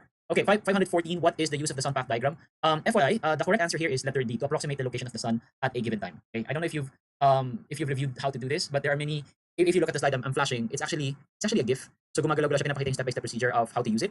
Pero ang gusto ko lang i-emphasize right now is the most basic thing that you use this diagram for is to get the azimuth and the altitude of the sun at any given time of any given day of any given month of the year. Okay? Like, yun yung kanyang raw output. Some students sort of get lost here kasi they think, well, ang purpose nun is to tell me kung gaano kahaba yung overhang or paano i-design yung louvers. That's just what you do with the output. Okay? But the output of the diagram is not louver size or even shadow angle. Ang output niya, ang pinaka-raw output from the diagram is just the altitude of the sun and the azimuth of the sun. And those two things pertain to the location of the sun. Okay? So, ang best answer dito is definitely letter B. Let's go to 515. What's the dominant sun path? This one's easy. Well, this one's a bit tricky initially. Like, parang it's confusing. Like, what's happening? Bakit ganyan ang daming choices? The only possible answer here is letter A, simply because siya lang yung consistent na east to west. Okay? If you notice, east to west. So, the sun rises in the east and sets in the west. So, it always has to be east to west. Okay? So, we're going to go with A. We can't use the others just because hindi sila consistent na east to west. Okay? Number 516. The sun rises about 4 months a year in this area, and it's related to 517. The sun rises about 8 months a year in this area. Okay, this one is a bit of a tricky question. Actually, it's a very tricky question. It's difficult. It's a difficult thing how to approach this question kasi they use the word rise. Okay? And ang dami kong disclaimer, but some students kasi, I'm pretty sure, might get disappointed with the answer. Pero at the end of the day kasi the sun rises in the east always. Okay, that's just how it is. The sun rises in the east. So ang sagot namin for both 516 and 517 is east. Okay, 516 and 517 east just because the sun rises in the east all the time. I think what happened in this question was maybe mali yung question na report, no, nung nag-take ng exam kasi again some of these questions are parang from past people who took the exam, and I don't think that the question would have been this kasi kung ang tanong talaga is rising of the sun, then it's gonna be east all the time. I think the question probably should have been saan nakatilt yung sun path. Okay, kasi hindi tayo consistent eh. Pero anyway, we're just answering the question as it is. The sun rises in the east all the time, so we're going to choose east for both. I am aware of the fact that if you take these questions individually, parang mali yung east kasi if you take 516 individually, like the sun rises about 4 months a year in the east, that's kind of wrong eh. That's kind of wrong. It's kind of wrong to say that kasi the sun rises in the east 12 months in a year, not just 4 months in a year, right? But if you look at the other choices, like you can say north, you can say south, you can say west, okay? You can say all of them, right? So parang you have choices, 5 choices that all are not very adequate answers. But some are less adequate than others, and for me, the most feasible answer lang talaga is east. So I would go with east. Okay. So anyway, my answer for both, as much as I dislike this question and the resulting answer, is east. Parang there's no other option that I can choose. Okay, let's go to 518. The prevailing direction of Amihan is northeast, obviously. 519. Direction of Habagat is southwest. Okay, meaning they blow from the southwest yung Habagat, and Amihan blows from the northeast. What is thermal resistance and transmittance? Okay, thermal resistance is the R value. Okay, thermal resistance is the R value. Is the ability of a material to resist the flow of heat. The thermal transmittance is the U value. Okay, wait, this question is confusing. Dapat ang tanong lang is thermal resistance. You can't be asking both. Okay, I'm editing the question. What is thermal resistance? Again, thermal resistance is the R value. Ito yung we're measuring the ability of the material to resist the flow of heat. The higher the R value, the better it is at resisting the flow of heat. Parang hindi makatagos yung init. Parang ganun. The lower the R value, the easier it is for heat to flow through the material. So that's thermal resistance. R value yung tawag doon. And FYI, yung U value, thermal transmittance naman is parang kakabaliktaran. The rate of transfer of heat through a structure divided by the difference in temperature across that structure. It's a very physics way of defining it. Pero ang point is, kabaliktaran ng R value, yung U value, meaning U is equal to 1 over R and R is equal to 1 over U. Okay, pero the question in this item is thermal resistance, R value. Okay, let's go to 521. What is passive cooling? This one is easy. Passive cooling is a type of cooling system that doesn't use mechanical means of cooling. Non-mechanical cooling. It's passive cooling. 522, which is the correct statement regarding airflow in the room, entry or exit. The correct answer is B. Air entering a large opening has a greater airflow over a small opening. Some of you might get confused by this and an earlier question regarding. There was an earlier question kasi I can't remember kung anong number, but there was an earlier question, maybe item 500. I think it's the last question I answered in the previous video. Bottom line, there was an earlier question about which of the inlet and the outlet should be larger, and we said that between the two, it's the outlet that should be slightly larger than the inlet. Hindi pwedeng mas maliit yung outlet. Okay, kasi nai-impede yung airflow. Some of you might confuse that with this. Na parang wait, bakit ngayon ang sinasabi natin the inlet should be larger? Okay. No, we're not actually saying na mas malaki yung inlet than the outlet. What we're saying here is in this question kasi we're not comparing the inlet against the outlet. We're just asking. There's an inlet, there's an opening, there's an inlet. Should it be larger or smaller? Okay, for greater airflow, should it be larger or smaller? Well, the simple answer is the larger that window, the more air can enter. Okay, I'm not saying it should be larger than the outlet. I'm just saying if a larger inlet is better than a smaller inlet. Okay, so the correct answer here is B. Air entering a large opening obviously has greater airflow over a small opening. Okay, letter B. 523. A solar heating system using a building's design and construction and the natural flow of heat to collect, to store, to distribute solar energy with minimal use of fans or pumps. Ang tawag dito is passive solar heating. Primary reason for using big windows. Several of these choices could be parang correct answers. Na parang pwede namang yun yung reason mo for having big windows, but we'll go with the practical choice, yung practical sounding reason. We're gonna go with ventilation. Okay. 520. So that's letter A. 525. What other factor apart from temperature can improve the comfort level in the interior? Most books on tropical architecture and indoor air quality, indoor air comfort would tell you na bukod sa temperature, the one other thing that's very important and that affects how comfortable the people will be is air movement. Okay, so if you can make the air move, people will likely feel a lot more comfortable inside the room. Okay, so air movement. I would choose air movement over humidity. 526. Which part of the house should be receiving the morning sunlight? Now this is slightly contentious because I've heard several answers to this question, but I have my own answer and I have my own reasons. Morning sunlight I think is better because morning sunlight is east. Okay. For me, living room. Okay, living room. Most of the time we say that the bedrooms should be located away from direct sunlight. Gusto natin medyo malamig yung bedrooms kasi that's where we sleep, etc. So I wouldn't choose bedroom at all for the morning sunlight. I know that some people would probably want this. Na parang they're thinking, well, I'm a morning person. Good for you if ever. Pero yeah, you're a morning person. You want the morning sunlight to reach you in the morning when you wake up. Guess what? Some people don't like that. Okay, and the general rule pa rin talaga is you want to locate the bedrooms towards the north, away from the sun. So it would be odd to suddenly say bedroom here. Okay.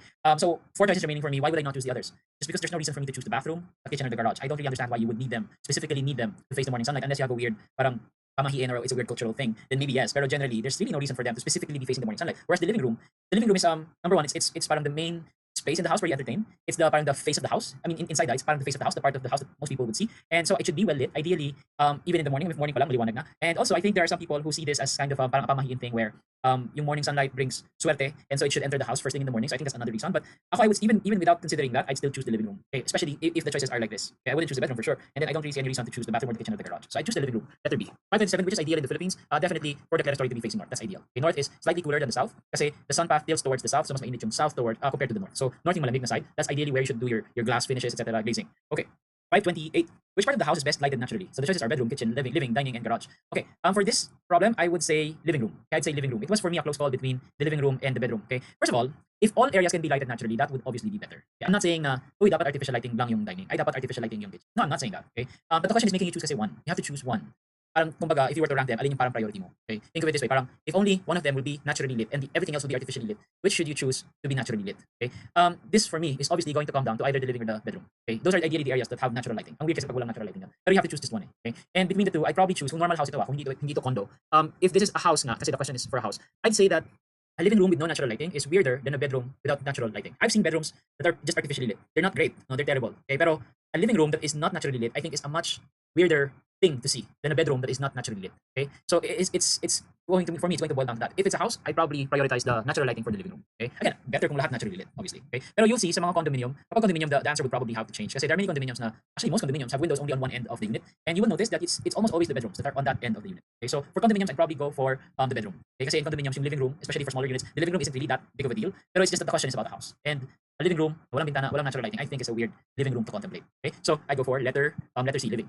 529, in hot dry climate, what solution is recommended to improve the comfort level of the interior? Correct answer is provide smaller openings. FYI, hot dry climate. Okay, hot dry yan, hindi yan hot humid. Our climate is hot humid. In our climate, ang recommendation is to go for larger windows. Pero pag hot dry climate, like think desert climates, mga ganyan, the recommendation is smaller openings kasi mas umiinit kapag malaki yung window, nakakapasok lang yung init, and bukod pa doon, issue pa yung alikabok. Kasi pag dry climate, very maalikabok, so issue yung big windows. So smaller windows for hot dry. 530, in an air-conditioned fast food outlet fronting the road, without an air curtain, and on a hot sunny day, what happens to the air inside when several customers enter along with the outside air? I'll keep this simple. My answer is heat gain. Nakakapasok yung init. Okay. 531, from the figure below, which is the best?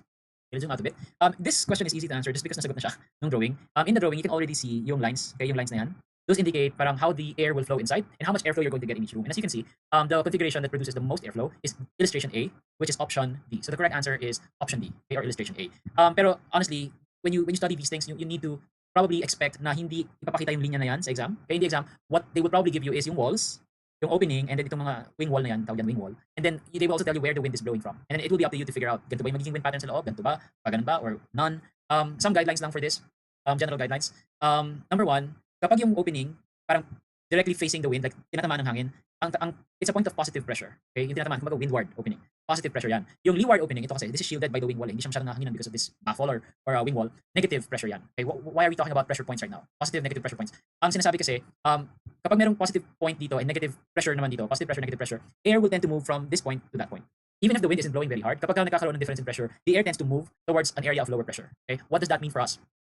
Pressure differences could be a good thing to induce air movement, especially on days na hindi masyadong hangin. Okay? Wala masyadong hangin, but the air still tends to move a little bit because you're creating points of positive and negative pressures. Okay? So, it's not going to be like a sudden movement of the air. Hindi yan like parang strong winds. No? Those are just parang very almost imperceptible air movements. Ang usual effect lang niya is, one, the air doesn't feel very stale kasi it moves. And two, kung mahangin na sa labas, mas lalong na-facilitate yung movement. Mas lalong parang na-amplify yung air movement sa loob because merong positive and negative pressure points. Okay? So anyway, in your analysis of the rooms, what you need to do is, you need to identify nga, ito bang opening ito positive or negative? You need to take this into account. No? There are other things you need to account for, but this is one of them. Ito positive point, ito negative point. Therefore, the air will move from here to here. Ito positive, ito negative, the air will move from here to here. Pero you will notice, in this case, for example, the movement isn't as broad sweeping as this. Ito parang buong room yung occupy ng air movement. Parang buong room naramdaman yung movement. Ito parang bundang-bungad lang. Two reasons for that. Okay, one, this is a point of positive pressure kasi the wind is able to penetrate the opening. Ito negative kasi it's shielded, pero it's not as positive, it's not as negative as this kasi if you look at the wing wall configuration, hindi siya directly nakadikit dun sa window, it's sort of in the middle. What that does is, yung pasok ng hangin dito, hindi masyadong na-facilitate, it's not very positive. Unlike here na talagang facilitated, talagang papasok yung hangin, talagang the baffle is helping bleed the air inside. Ito not so much. So, is this a positive point? Yeah, it's a positive point, but it's not as parang positive. No, the positive pressure created is not as great as this. Okay? Same goes for the itong other opening. Is it shielded from the wind? Yeah, but not as much as this. So negative pressure pa rin ba yan? Yes, but not as negative as this. So ang effect is parang yung induced air movements, this is less positive, this is less negative. It's gonna be a little bit less compared to this. And another issue, second, for why parang sa bungad lang yung naging effect ng air movement, is you'll notice that the openings are closer together. Okay, so when the air moves from one opening and goes out the other, parang dito lang nangyari yun. Hindi na siya masyadong nag-circulate kasi magkatabi yung dalawang binda. Okay, so yun yung reason. Others are not very good. Itong C and D, these are good. Ito, positive siya dito kasi the air can enter here, pero ito shielded. Ang problem is, always keep in mind that the wind moves from positive to negative. So from here, ganun. Ngayon, ang problem naman is, salungat siya sa flow ng hangin. It's not a natural parang movement kasi the wind is already wanting to move this way. It's blowing from here. Kasi you're asking it to go make a U-turn. And the thing about the wind is it doesn't like complicated paths. Basic principle yun of wind movement, of air movement, no, or wind direction is the air will likely take the path of the least resistance, yung pinakamadaling daan. Yun yung kukuhanin niya. And this is a very convoluted path, and it probably would not want to do. Okay, so this is not going to result in a very well ventilated space. Lastly, for D, ito double negative. Now both windows are shielded from the wind, so that's not good. Okay, walang mangyayari dyan. Don't do that. So this is obviously wrong. Anyway, bottom line, this is the best option. Option letter D is illustration A. Okay, let's go to 532, which is better at cooling the interior. We've talked about this, no, but the best thing is A. Inlet low, outlet high. Again, the main reason is cool air sinks, hot air rises. Hot air, you want that to go out, so outlet should be high. Cool air, you want that to go in, so you want the inlet to be low. 533, what will increase the heat loss in the interior? Best answer for us is higher wind velocity. Yung mas mabilis na hangin will probably increase the heat loss in the interior. 534, which will you provide for a room with a higher hot temperature? Mainit daw yung room. Your choice is ceiling fan, roofing insulation, cooling system, humidifier, both A and D. I wouldn't consider roofing insulation because hindi naman sinabi sa question na insulation yung problem. Okay? I'd be choosing between ceiling fan or cooling system kasi they sound like direct solutions to the problem stated, which is mainit nga. So I think those are good solutions. Between the two, I'd go for the more generic answer, cooling system. I wouldn't necessarily go for the ceiling fan. It might work or it might not. There may be better solutions or that may be the best. Ang point is, we're not sure that the ceiling fan is really what we need. We know that we need a cooling system. Okay? And also, don't worry too much dun sa word na cooling system. Hindi naman automatic kasi sinabing cooling system is aircon. Some students kasi make that assumption. That's not necessarily correct kasi pag sinabing cooling system, it's just a system to cool the building. It doesn't have to be air conditioners. It doesn't even have to be active cooling. Pero passive cooling nga na tinatawag. So anyway, my answer is letter C, a cooling system. 535, which is a good opening location for a wind inlet. Again, the inlet, we want that to be on the low portion of the wall, so we're going to go with D. 536, which is a good opening location for the outlet. Again, higher better, so high portion of the wall. 537, which is best to keep UV rays from entering the building. Okay, when it comes to things like this, no, yung sunlight, ultraviolet rays from the sun, etc., always keep in mind that before you get to complicated treatments to eliminate UV rays and the sun, before you get to tinting the glass, installing curtains and blinds and whatever, always keep in mind na the best solution is prevention. Okay, and so if you can use sun buffers, mas maganda. Okay, kasi everything else is parang it's more of a parang gamot hindi siya prevention. More of a, I can't recall the correct terms, pero yeah, prevention is better than cure. Okay? Parang cure na yung heat reflective glass, curtains, tint, and blinds. Kasi here, hinayaan mo makapasok yung araw and now you're trying to treat the glass. You're trying to treat the window. But what if, from the start, hinarang mo na agad yung araw. You didn't let the sun reach the glass to begin with. And the sun buffer is that solution. And yeah, that's a basic tropical design principle. Before you do all of these expensive window treatments. Kung pwedeng i-block mo na yung sun from the very, very beginning, mas maganda yun. Okay, 538. At the southern side of the building, what will you recommend to minimize the entry of sunlight into the building? The correct answer is for the south side, horizontal louvers. Yung common recommendation. Sa east and west, vertical louvers. So south yung tanong, our answer is horizontal. 539, the hottest part of the building. Your choice is the roof, east, west, basement, or the north side. I think walang mas mainit than the roof. Ang sagot dito, I'll change this. Okay, west or roof initially was the safe answer that we used to give, but we have to choose one. No, for item 539. Okay, item 539. If I have to choose just one, then I'm definitely going to go with the roof. Kasi I know that the west side is hot, right? Afternoon sun yan eh. Kabilad ka ng buong tanghali, tapos may araw ka pa sa hapon, so mainit yung west. Kaya yun yung reason ba't sinasabing mas mainit yung afternoon side isa sa morning side. Kasi nakabilad na ng morning, nakabilad pa ng tanghali, high sun, and then ibibilad mo pa sa hapon, sobrang taas ang temperature sa west compared sa east in the morning.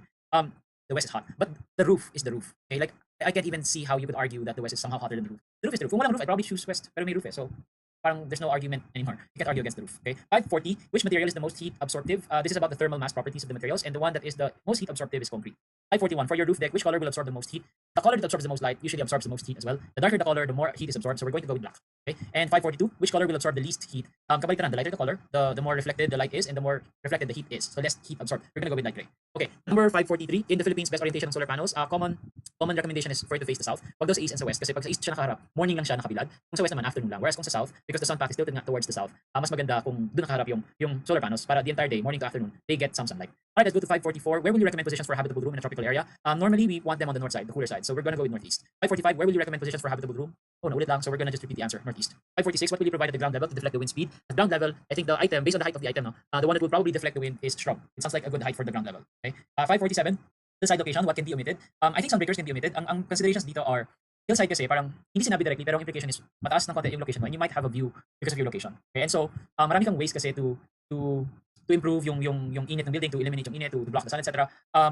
Pero I think na yung sunbreakers, kasi pag sabing sunbreaker, parang baffles yan, parang breezeway yan, might not be the best option to consider kasi it usually obstructs the view outside your window. Okay? It usually parang blocks the window. So I think it would be parang sayang lang, no, if you are on a good hillside location but all of your windows have all of these baffles and sunbreakers to block the view. So I think for this kind of location, this is maybe not the best option. You may want to consider doing other options instead. Kasi may iba namang ways to do it where you don't block the view. So I would probably choose sunbreakers. Okay? 548, given a site on a hilltop, what would you provide? So same consideration, hillside, hilltop, mataas yung location. So ang implication is may view.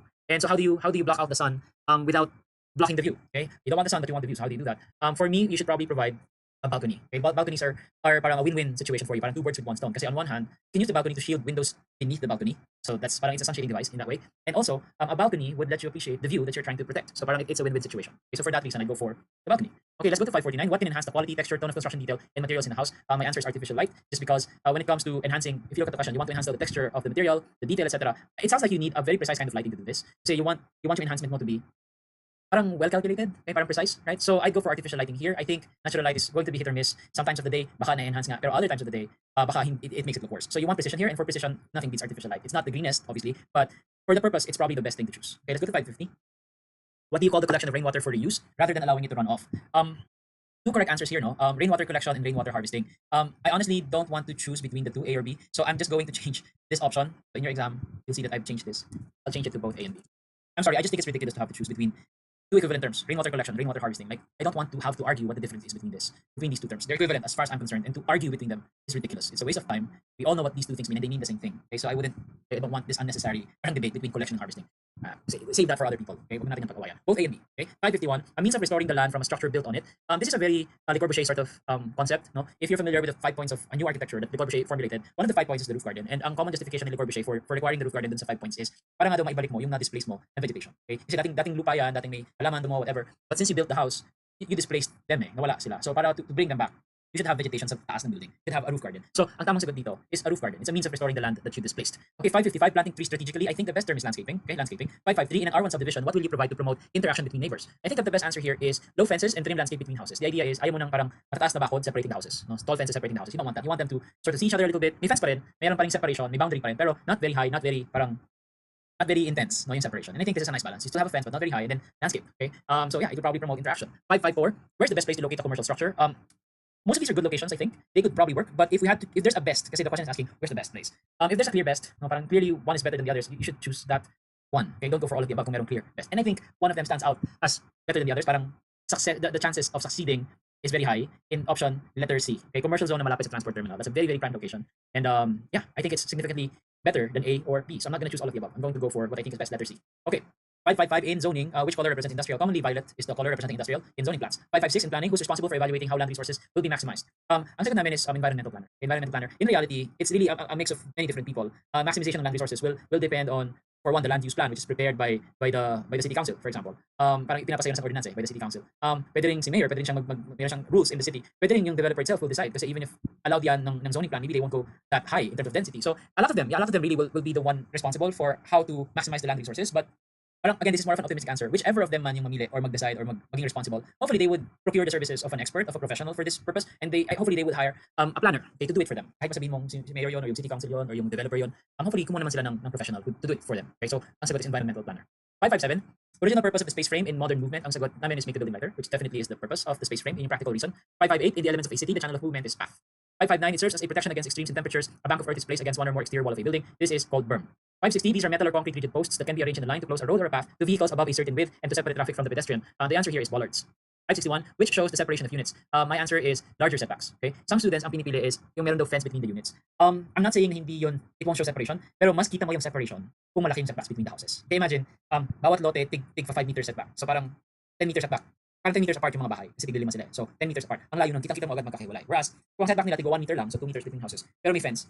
Until you see the fence, you don't really know if separated by yung bahay or not. You know what I'm saying? So ang point ko is, if you read the question carefully, the best way to show that the units are separated is to increase the gap between them. Okay, and that is providing larger setbacks. Okay, 562. What will you suggest to separate units if you want to allow interaction between neighbors? It's been asked before. We'll just repeat our answer: low fence or trimmed shrubs. 563. What is shown in the figure at the right? So we're looking at this drawing. The sketch given by the student who provided this question isn't entirely accurate because in the exam, these houses were magkakadikit. Okay, magkakadikit sila. As you can see, the sketch isn't exactly the nicest. Okay, medyo parang nagkaroon ng gap, it appears. Pero imagine nyo na lang na magkakadikit sila. And the correct answer would be, sorry, ito pala. Iba pang issue yung sinasabi ko. Wait, let me just make sure, no? This is item 563. 563. Okay, so I'm going to guess na ito nga. Okay. For this, we see a repetition of the shape, so we're going to go with repetition. Okay, we're going to go with repetition just because the form or the shape is repeated. Okay, let's go to 564. What is shown in this figure? So ito, you have 3 parang different forms in a row. I think that the best answer there is asymmetrical balance, just because one, the other choices aren't really feasible answers, and also yeah, there is sort of a balance here, but it's very asymmetrical. 565. What is shown in this figure? 565. Here, we see that thing is repeated, so ang sagot ko is repetition. Okay, what is shown in this figure? Parang drawing ng aqueduct. Again, my answer is repetition.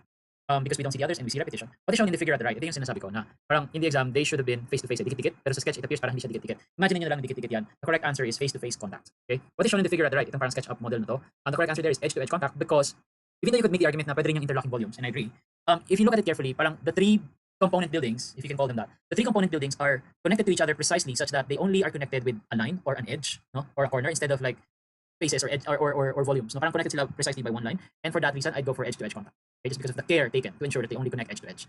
Okay, 569, what is shown in the figure at the right, this looks like the St. Peter's Cathedral. Interlocking volumes, interlocking volumes. 570, a comparison where the differences are made clear. This is contrast. Okay, contrast. 571, there's a big figure of the Pailu. Identify what principle is used. I think I'd go for symmetry. Okay, nakalagay dito all of the above, but if I have to choose one, I go for symmetry. Do we see balance here? Yes. Is there symmetry here? Yes. Hierarchy? Well, mas mataas yung gitna. So yes. Is there an axis? Yeah, it's symmetrical. Rhythm? Yeah, you could say that there's rhythm there, may repetition of elements. So all of them are present here. Pero why would I choose symmetry over the others then? Because I think that this is an excellent example of symmetry. It's an okay example of balance, an okay example of hierarchy. First of all, I wouldn't choose balance anymore. Okay, kasi it's not just balance, it's symmetrical. Okay, so kung may balance at may symmetry, out na yung balance, I go for symmetry. Symmetry versus axis, I go for symmetry because parang mas principle, mas design principle yung symmetry, whereas the axis is just a device, not really a principle. Rhythm, I don't think this is a great example of rhythm. Okay, this is a great example of symmetry, maybe a mildly okay example of rhythm. So it boils down for me between symmetry and hierarchy. And again, my reasoning is the same. I think this is a good example of hierarchy, but this is an excellent example of symmetry. So I go for symmetry for that reason. 572, what is radial symmetry? Radial symmetry is symmetry around a center, letter A. 573, what does the figure at the right show? So this is this figure. So what we're looking at is a blind arcade. Blind arcade. Parang meron kang arcade pero walang openings. No? Padre yun. Fake arcade yan. Fake arcade or blind arcade. I think this is a good example of rhythm. You know there's rhythm when there are elements repeated. Okay. 574, the figure is an example of, my answer here is repetition. 575, what is the function of the columns shown in the figure above? So we're still referring to this, no, the blind arcade. For me, this is really between ornamental and gives a 3D effect. Kasi pag sinabing blind arcade, ang implication is fake yan. Hindi yan kailangan. Decoration lang yan. Okay. Okay, I have to choose one. Okay. If I had to choose one, see it's both eh. Parang they're ornamental lang kasi nga by definition blind arcade yan. And yeah, they do give a 3D effect to what would have been a flat wall. I mean, without the blind arcade, this would have been a very flat looking surface. So yeah, I actually don't want to choose between them. I will just change the choices that you'll see. Hopefully you'll agree with me. You will choose both. Okay. Both B and C. Okay. Let's go to the next question. So there's a picture. And looking at this picture of the Salk Institute by Louis Kahn, what is prevalent? So do you see symmetry? Yes, we do. Rhythm? Yeah. Balance? Yes. Coordination? Coordination is like a weird word to use to describe this, but sure, why not? None of these. Hindi naman none of these. So I'd take out none of these. Coordination also is a bit weird. Symmetry, rhythm, and balance. Again, kung balance siya of course, pero symmetrical siya. Hindi lang siya balance, it's also symmetrical. Keep in mind that balance kasi could be formal balance or informal balance. Pag sinabing formal balance, exactly the same. Yung dalawang two sides are exactly the same. That's when you have symmetry, when the balance is formal. Kapag informal balance, meron ka dito, but they're not exactly the same. So they're not symmetrical, pero balance. Okay. So what I'm trying to get at is this is not just balance. This is also symmetrical. So this is like a step ahead of balance. And for that reason, I wouldn't choose balance anymore. I'd go for symmetry. So two choices remaining for me. Do I choose symmetry or do I choose rhythm? Okay. Both are good choices for me. But if I had to choose just one, I'd go for this is sobrang close eh. But I really can't choose between the two. So pag ganyang level na ng dilemma, I usually just go for parang right away when you see it, what do you think of? Okay. And right away when I see it, I think symmetry. So I'm going to choose symmetry. Okay, very close call as you can see. But parang yun lang yung instinctive reaction ko when I see the picture. Oh, this is symmetrical. So I choose symmetry. Okay. 577. It refers to the position of something relative to the ground plane and to the person viewing it. This is called orientation. 578. The surface characteristic of shape is texture.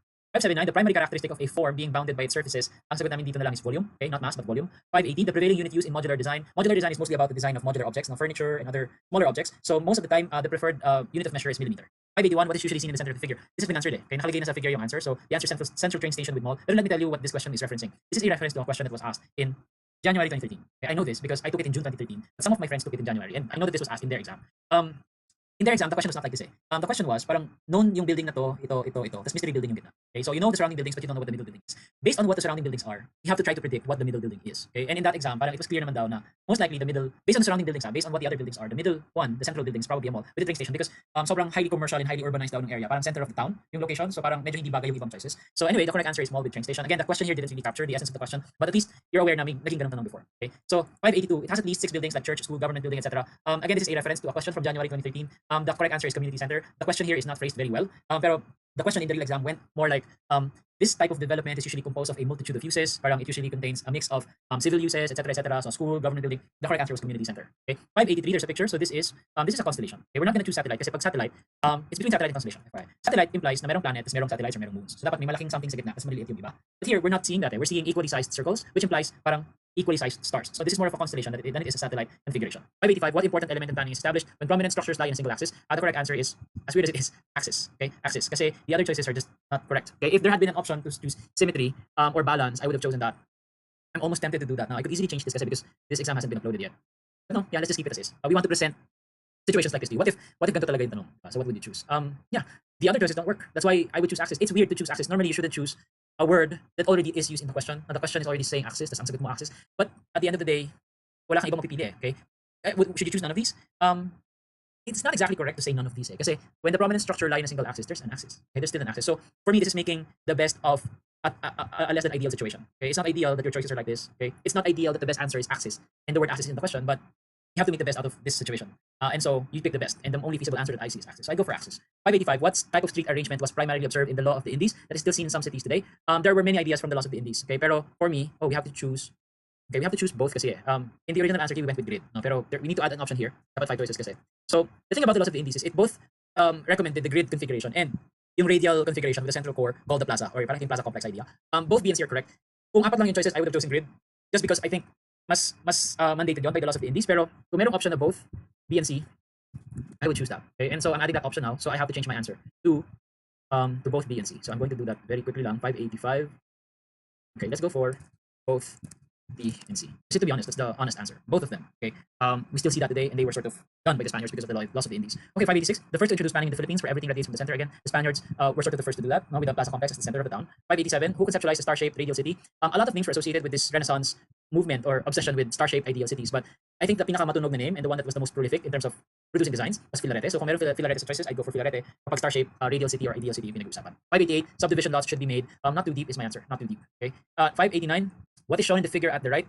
This line weight is usually used to indicate the property line. So my answer is property line. 590. In designing, what's the best way to minimize glare? The best answer I think is to put a canopy above the window. Again, a canopy is great because it shields the window from the sun, and so glare is minimized. It's prevention rather than cure. 591. What is used as a reference line when establishing a room or a floor elevation?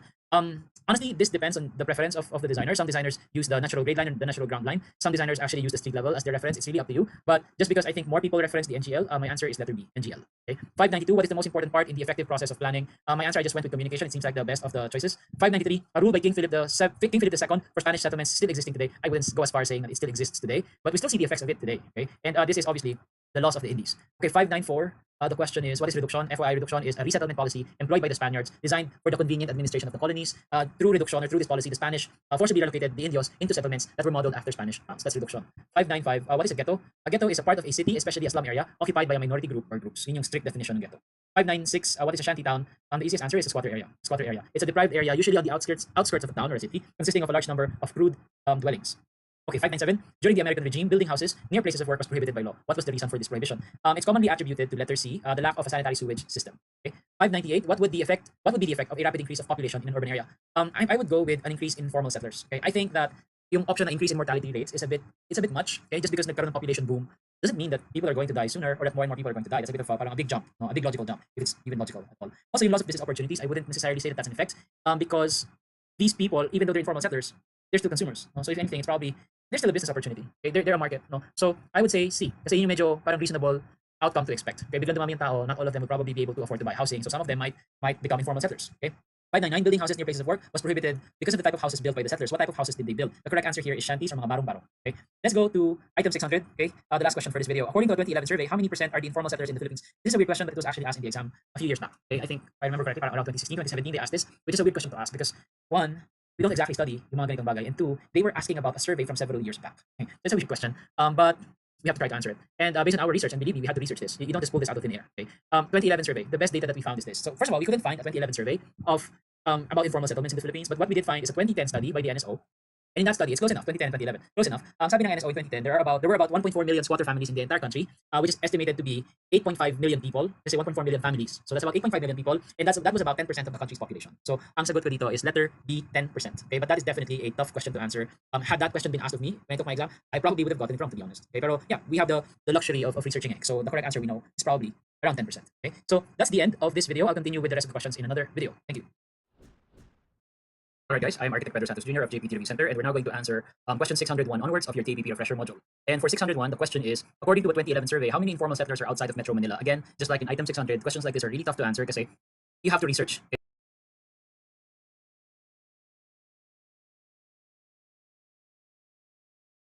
This is not something that you just know. But anyway, based on our research, the best answer seems to be 5.7 million or letter C.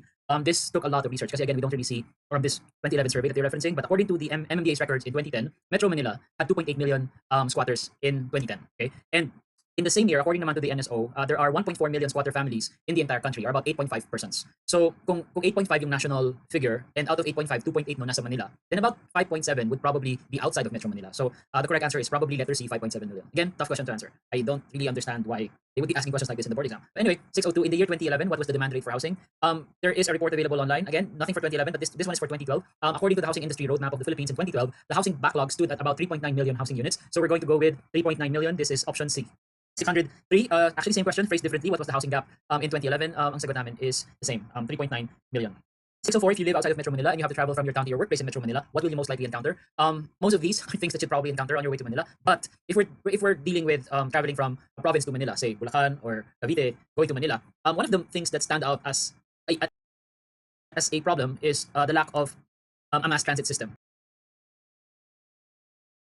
Okay, kasi right now, the mass transit system is limited to buses, and wala tayong talagang true mass transit system, meaning trains. Wala tayong trains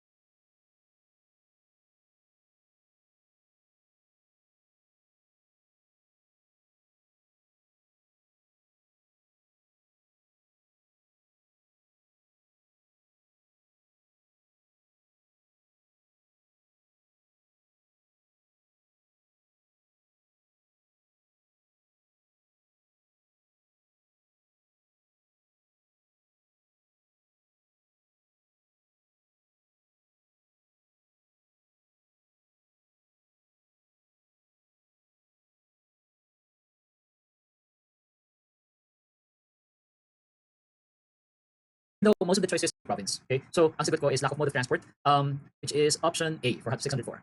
Okay, number 605. What do you think is the most probable cause of heavy traffic in Metro Manila? So this is different. This time it's about the metro, like within the city itself. However, ang sagot ko is okay. Dalawa yung sagot ko originally, but we have to choose just one. If I have to choose just one, I would probably still go with limited means of transport. I go for B. Ang reasoning ko for choosing this is 605.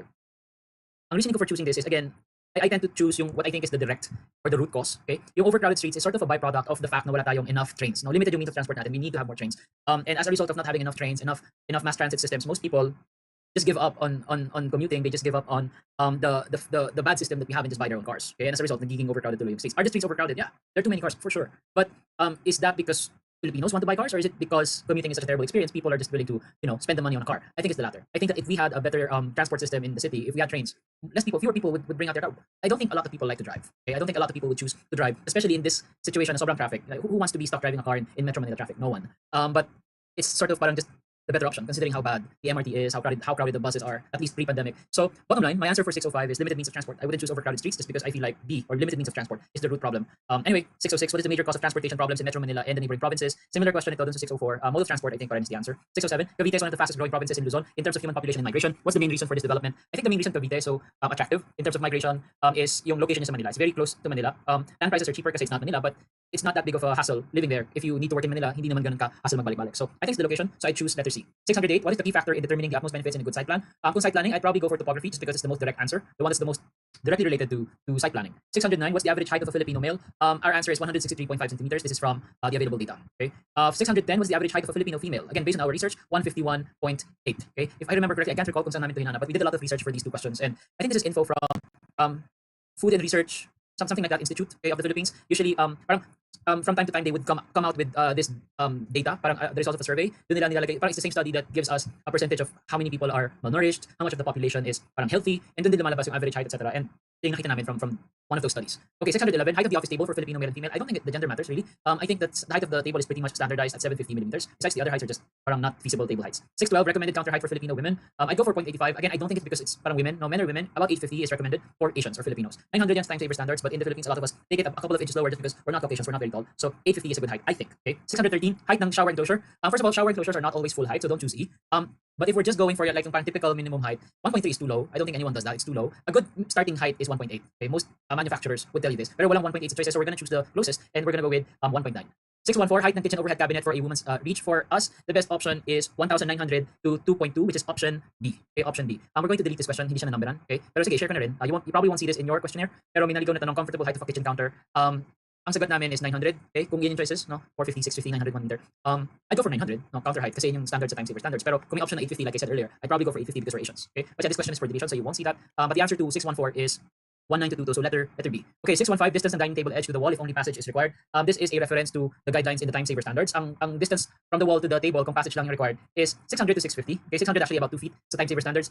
Pero since walang 600, we'll go with 650, which is the next closest answer. Iba-iba yan, depende sa requirement. Kung passage lang, meaning that daanan lang naman, table to wall, may gap para may makakadaan, 600 is enough. Okay, pero we'll go with 650 since walang 600. 616, suitable height ng keyboard. The keyboard for computer desks na may keyboard drawer, the keyboard is usually a little bit lower than the desk. So kung yung desk mo is 750, the keyboard would be about 650. Okay, about a few inches lower than the desk itself. 617, standard height ng computer desk. It's a typical desk. We're going to go with 750. Standard height ng modular office desk, again, 750. Size ng regular bed, 619. For regular bed, ang assumption namin is a double bed. Okay, why?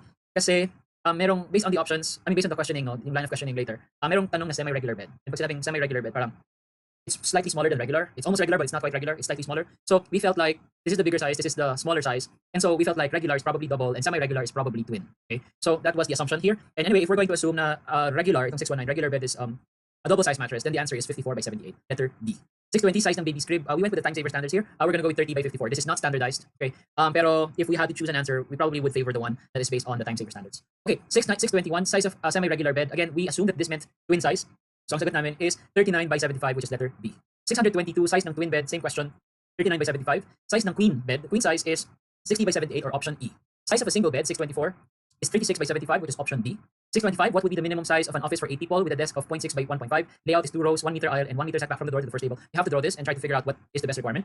We drew this, and we're getting 4 by 7.2. Okay, so we drew the desks. Ang sabi, 0.6 by 1.5. Tapos daw meron daw aisle, kasi 2 rows eh. So 2 rows of desk with a 1 meter aisle in between. And then between the door and the first row, meron daw 1 meter setback. So all in all, we're getting 4 by 7.2. You will notice that 4 by 7.2 is very close to 4 by 7. The reason we favor 7.2 is mas hindi butal yung lalabas na spacing ng tables compared to if you choose 4 by 7. So we're gonna go with A. We went with the smallest possible reasonable size kasi minimum size yung hinahanap. Of course, kasi yan sa mas malaking room, pero we're looking for the minimum. So we went with the smallest reasonable size. 626, if there are long strips of windows along a wall and a column space at the center, the most likely effect is side-by-side windows. They're going to look like 2 windows side by side. Let's go to 627. A line established by 2 points in space about which forms and spaces can be arranged in a symmetrical or balanced manner. The answer here is axis. 628, a line, plane, or volume that by its continuity and regularity serves to gather, measure, and organize a pattern of forms and spaces. This is datum.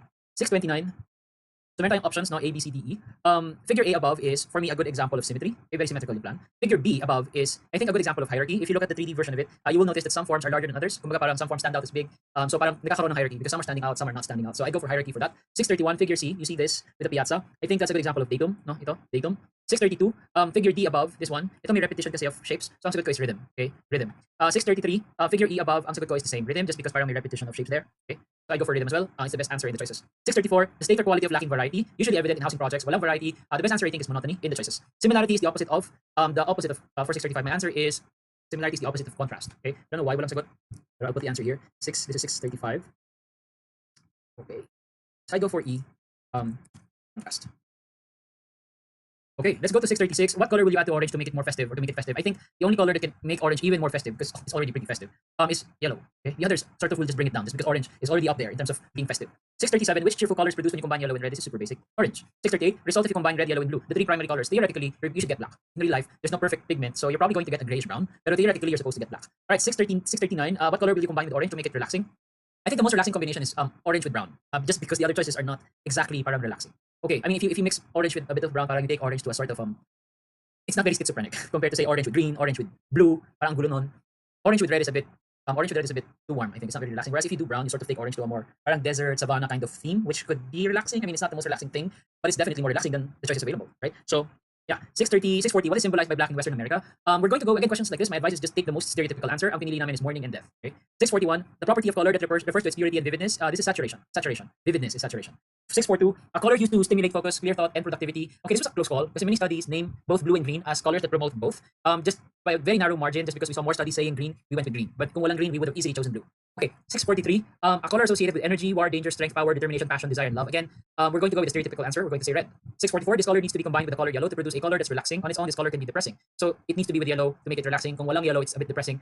We actually went with blue. Okay, because if you mix blue with yellow, you're going to produce green, which is relaxing. And it's kind of a play on the word blue, but I guess you could say that on its own, blue can be a bit depressing. Okay, because of the color itself, and also because a bit also because the word blue. When you say you're feeling blue, that means you're feeling sad or depressed. So that could also be a factor. Pero either way, blue when combined with yellow creates a green hue, which is a relaxing color. So that's an easy call. Blue. 645, a hue to a color is okay.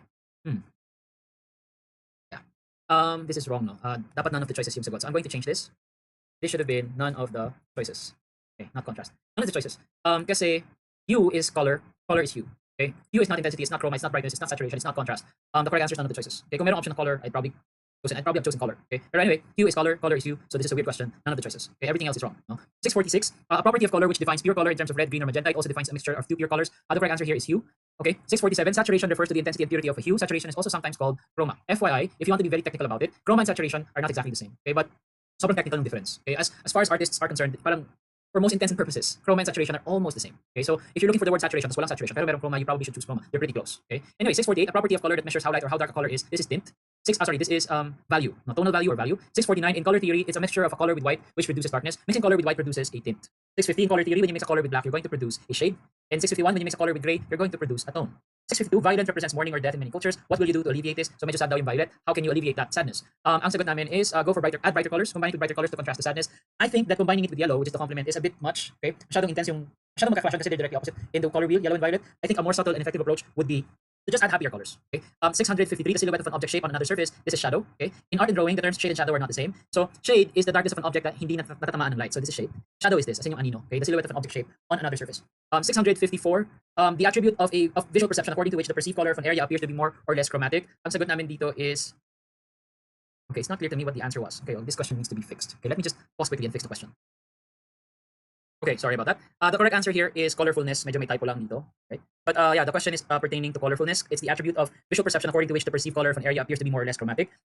In this slide, I'm defining ano yung chroma and saturation. Chroma is the colorfulness of an area judged as a proportion of the brightness of a similarly illuminated area that appears white or highly transmitting, whereas saturation is the colorfulness of an area judged in proportion to its brightness, which in effect is the perceived freedom from whitishness of the light coming from the area. You can see here that chroma and saturation are very, very similar. Okay, but there's tiny technical difference between them. But either way, the correct answer is colorfulness. Which of the following is three-dimensional? Ang sagot namin is letter D, the one that has length, width, and height.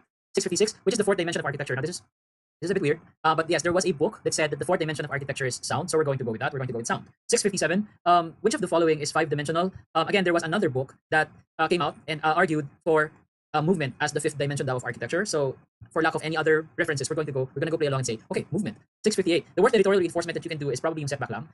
Kasi you're barely reinforcing your territory. It's not a fence, no, it's just a setback. So parang people can easily still trespass. So setback yung sagot. 659, the best way to lessen noise created by traffic. If these are the choices we're choosing from, we'd probably go for tall trees. Hopefully dense trees. Okay? FYI, trees are not very good acoustic buffers. But among the choices, it's probably the best one. Okay? 660, which is the most effective design for air to enter the structure?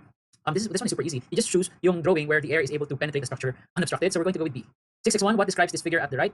This figure is called pass-through spaces. Okay, 662, where is wind less predictable and more turbulent? Based on the studies we're seeing, higher locations, okay, ang mas tamang sagot. No, the wind becomes less predictable and more turbulent the higher your location is. Okay, if you'd like to learn more about this, I have a link I'm showing in the slide. But yeah, wind speeds are generally higher on high grounds and lower on plains and valleys. All right, 663, where is wind more unpredictable? Ang sagot ko is slump zone kasi it's a higher location. Same reasoning as the previous item. 664, in unarcaded building, what kind of circulation exists? Pag arcaded, it's open on one side. Okay, kasi closed on one and then arcade on the other. So parang pwede kang lumabas sa arcade side. So open on one side. 665, identify the path-space relationship from this illustration. For 665, this is okay. For 665, the correct answer is pass by. You're just passing by the spaces. 666, what is this figure? This is called passing through the spaces. 667, so yung movement mo is along the path and then you strayed from the path, but you didn't enter any space. Ang sagot dito is still pass by. You didn't terminate in space. You didn't pass through any space. Okay, so pass by yung best answer. 668, path-space relationship. This is terminate in space. 669, as hot air enters a room, what will happen? It will go up. That's what hot air does. 670, in passive cooling, what should be the height of the fence in front of a window? Ang idea here is you don't want to block the wind that could be entering the window. So you don't want anything too tall that it could block the window. Okay? It could block the wind that could have entered the window. So nothing too tall, but at the same time, it's a fence, so you don't want it to be too low either because it's a fence. Right? So I think a good compromise answer is, 0.9. Okay? It's about the height of the window sill. It doesn't block the window, but at the same time, it's high enough to be a reasonable fence. 671, what would be the effect if there are two windows located opposite of each other at the upper portion of a room? My answer is low movement of air inside. To be honest, this is a bit weird, no, this question, because I could easily have chosen fast movement, but my reasoning here is I think the word fast, which is the best possible outcome, fast movement of air, we should reserve the term fast for the best possible configuration. And in terms of the configuration, this is not necessarily the best. Kasi while it's great that you have two windows oppositely located, the fact that they're both on the upper portion isn't the best. Okay? Again, we keep saying this. It's great na magkatapat sila, pero sana one is lower, it becomes your inlet, and then the other is higher, it becomes your outlet. Again, because cool air stays down and inlet dapat is lower because you want cool air to enter, and then hot air goes up, you want it to escape, so your outlet should be higher. Point being, this is not necessarily the best configuration. It's good, but it's not the best. And so we're not going to give it the best word. We're not going to say fast, we're just going to say slow. Okay? So yun lang yung reason ko for choosing slow instead of fast. 672, effect ng increase of population in a city. I think the best answer is lack of housing units. No, less housing units or lack of housing units. Bakit lang yung phrasing? Pero the idea is the same. Magkakaroon ng housing shortage. Okay? I think the others are a bit of a big jump. Hindi necessarily mangyayari. 673, if people tend to converge in one place in the city, the correct term for this is monocentric. Okay? 674, what form of organization combines centralized and linear elements? The correct answer is radial. Okay, radial. So you have a center, and then you have parang linear elements radiating from the center. 675, a spatial organization consisting of forms and spaces whose position in space and their interrelationships are regulated by a type of 3D field. The correct answer here is cluster. Okay, this is based on D.K. Ching's form, space, and order. 676, a spatial organization consisting of a series of spaces which can be interconnected directly or linked through another independent and distinct space. It can be straight, segmented, or curved, and it can develop itself horizontally, vertically, or diagonally. I think those are big clues. The correct answer here is linear. 677, what form was used in this figure? This floor plan resembles a flanked right building called wing spread. There's a housing design called wing spread. But anyway, the correct answer is radial. Again, there's a center and then there are parang linear elements emanating from the center. 678, what shape of a theater should be avoided to prevent sound focusing? This one's easy, definitely a dome. 679, volumes put on together. I think a good term for this is massing. 680, there's a picture. What kind of articulation was used? FYI, all of these were used. There's form clustering, there's form transformation, and there's overlapping of volumes. 681, in articulation, there are certain changes in material color and texture. This is done by removing the corner and articulating it through changes of material or lighting the form so as to produce tonal differences of form. I think this best pertains to articulation of form kasi may mga removal of the corner na ginagawa. So form articulation na yan. 682, the geometry of form in space. Kind of a vague question, okay? But we went with the safest answer, which we think is volume. Okay? 683, in Gothic architecture, the intersection of two vaults is an example of additive form. What type? Definitely interlocking volumes. Okay? 684, when you apply colors to the surface of an object, what are you doing? You are articulating the surface. Kinukulay mo yung surface, you're articulating the surface. So letter C. 685, when the edges of a cube are chamfered, this is different. You're now changing the form, you're articulating the form. 686, what is form when one of four enclosing planes is articulated? The correct answer is surface articulation. 687, what do you call this relationship? So merong drawing. Again, in plan, you can see naman magkakadikit sila. You don't see it so much in the isometric, pero in plan, they're dikit-dikit. This is called face-to-face contact. 688, how about this relationship? So in plan, you can see na parang nagkabuhol-buhol yung tatlong forms, right? The correct answer there is interlocking volumes. 689, what do you call this relationship? So magkadikit lang sila. For 689, this is face-to-face contact. 690, what do you call this relationship? So parang nag-overlap, kinain yung isa pang space. Ang sagot namin is interlocking volumes. This was a very close call between interlocking volumes and space-to-space contact. Pwedeng B or D. I would just choose D just because parang based on the line of questioning mukhang dun, parang na-mention interlocking volumes before, so I go for interlocking volumes again. But to be honest, they're equally valid. Okay, either B or D. If you don't like D, then choose B. Okay, both are good choices in my opinion. 691, what is the difference between proportion and scale? The correct answer here is scale is when you compare the size of an object to a standard size, whereas proportion is when you compare the size of one part to another part or the whole. So letter A. Okay. 692, a unity of area of light, shade, and color, defining shape or form in general outline rather than detail. I think a good word for this is massing. Okay, massing. Walang siya ng detail. 693, identify the different layouts shown in the figure, so you have to name them left to right. Okay, so the correct answer is this is satellite. So meron ka parang planet and many moons. This is star. Medyo literal, pero yeah, why not? Star. This is obviously grid, and this is sheet. Hindi siya articulated kasi all of the surfaces are white. Kung articulated sheet, remember, meron dapat parang textures yung ibang areas. Like ito may naka-stripe, ito may polka dots or something, pero they're all white, so they're not articulated. So the correct answer would be satellite, star, grid, sheet, letter D. 694, another term for grid is rectilinear. It's the best in the choices. 695, it is the art and science of arranging and organizing the external physical environment to accommodate and support a variety of human behavior. FYI, this is site planning. 696 is a repeat question. If people converge in one place in the city, then this is monocentric. Okay, monocentric. Bordered by houses, skirted by peripheral automobile roads. The answer to the problem of through traffic. You should look this up. The correct answer is the superblock concept. Okay, a superblock is an area of urban land bounded by arterial roads. Okay, the aim of the superblock is to minimize traffic within the superblock by directing all traffic to the arterial roads. Generally, yung interior streets are for pedestrians lang and bikes and emergency services like ambulansya, bumbero, etc. Tapos yung vehicular traffic limited na talaga sa arterial roads. Yun yung superblock concept. 698, meron namang drawing very similar to an earlier sketch. Again, this is pass through. 699, what do you call the semi-polygonal space usually at the end of a church terminating an axis and intended to house the altar? This is the apse. So in the church plan, typical church plan, ito yung apse.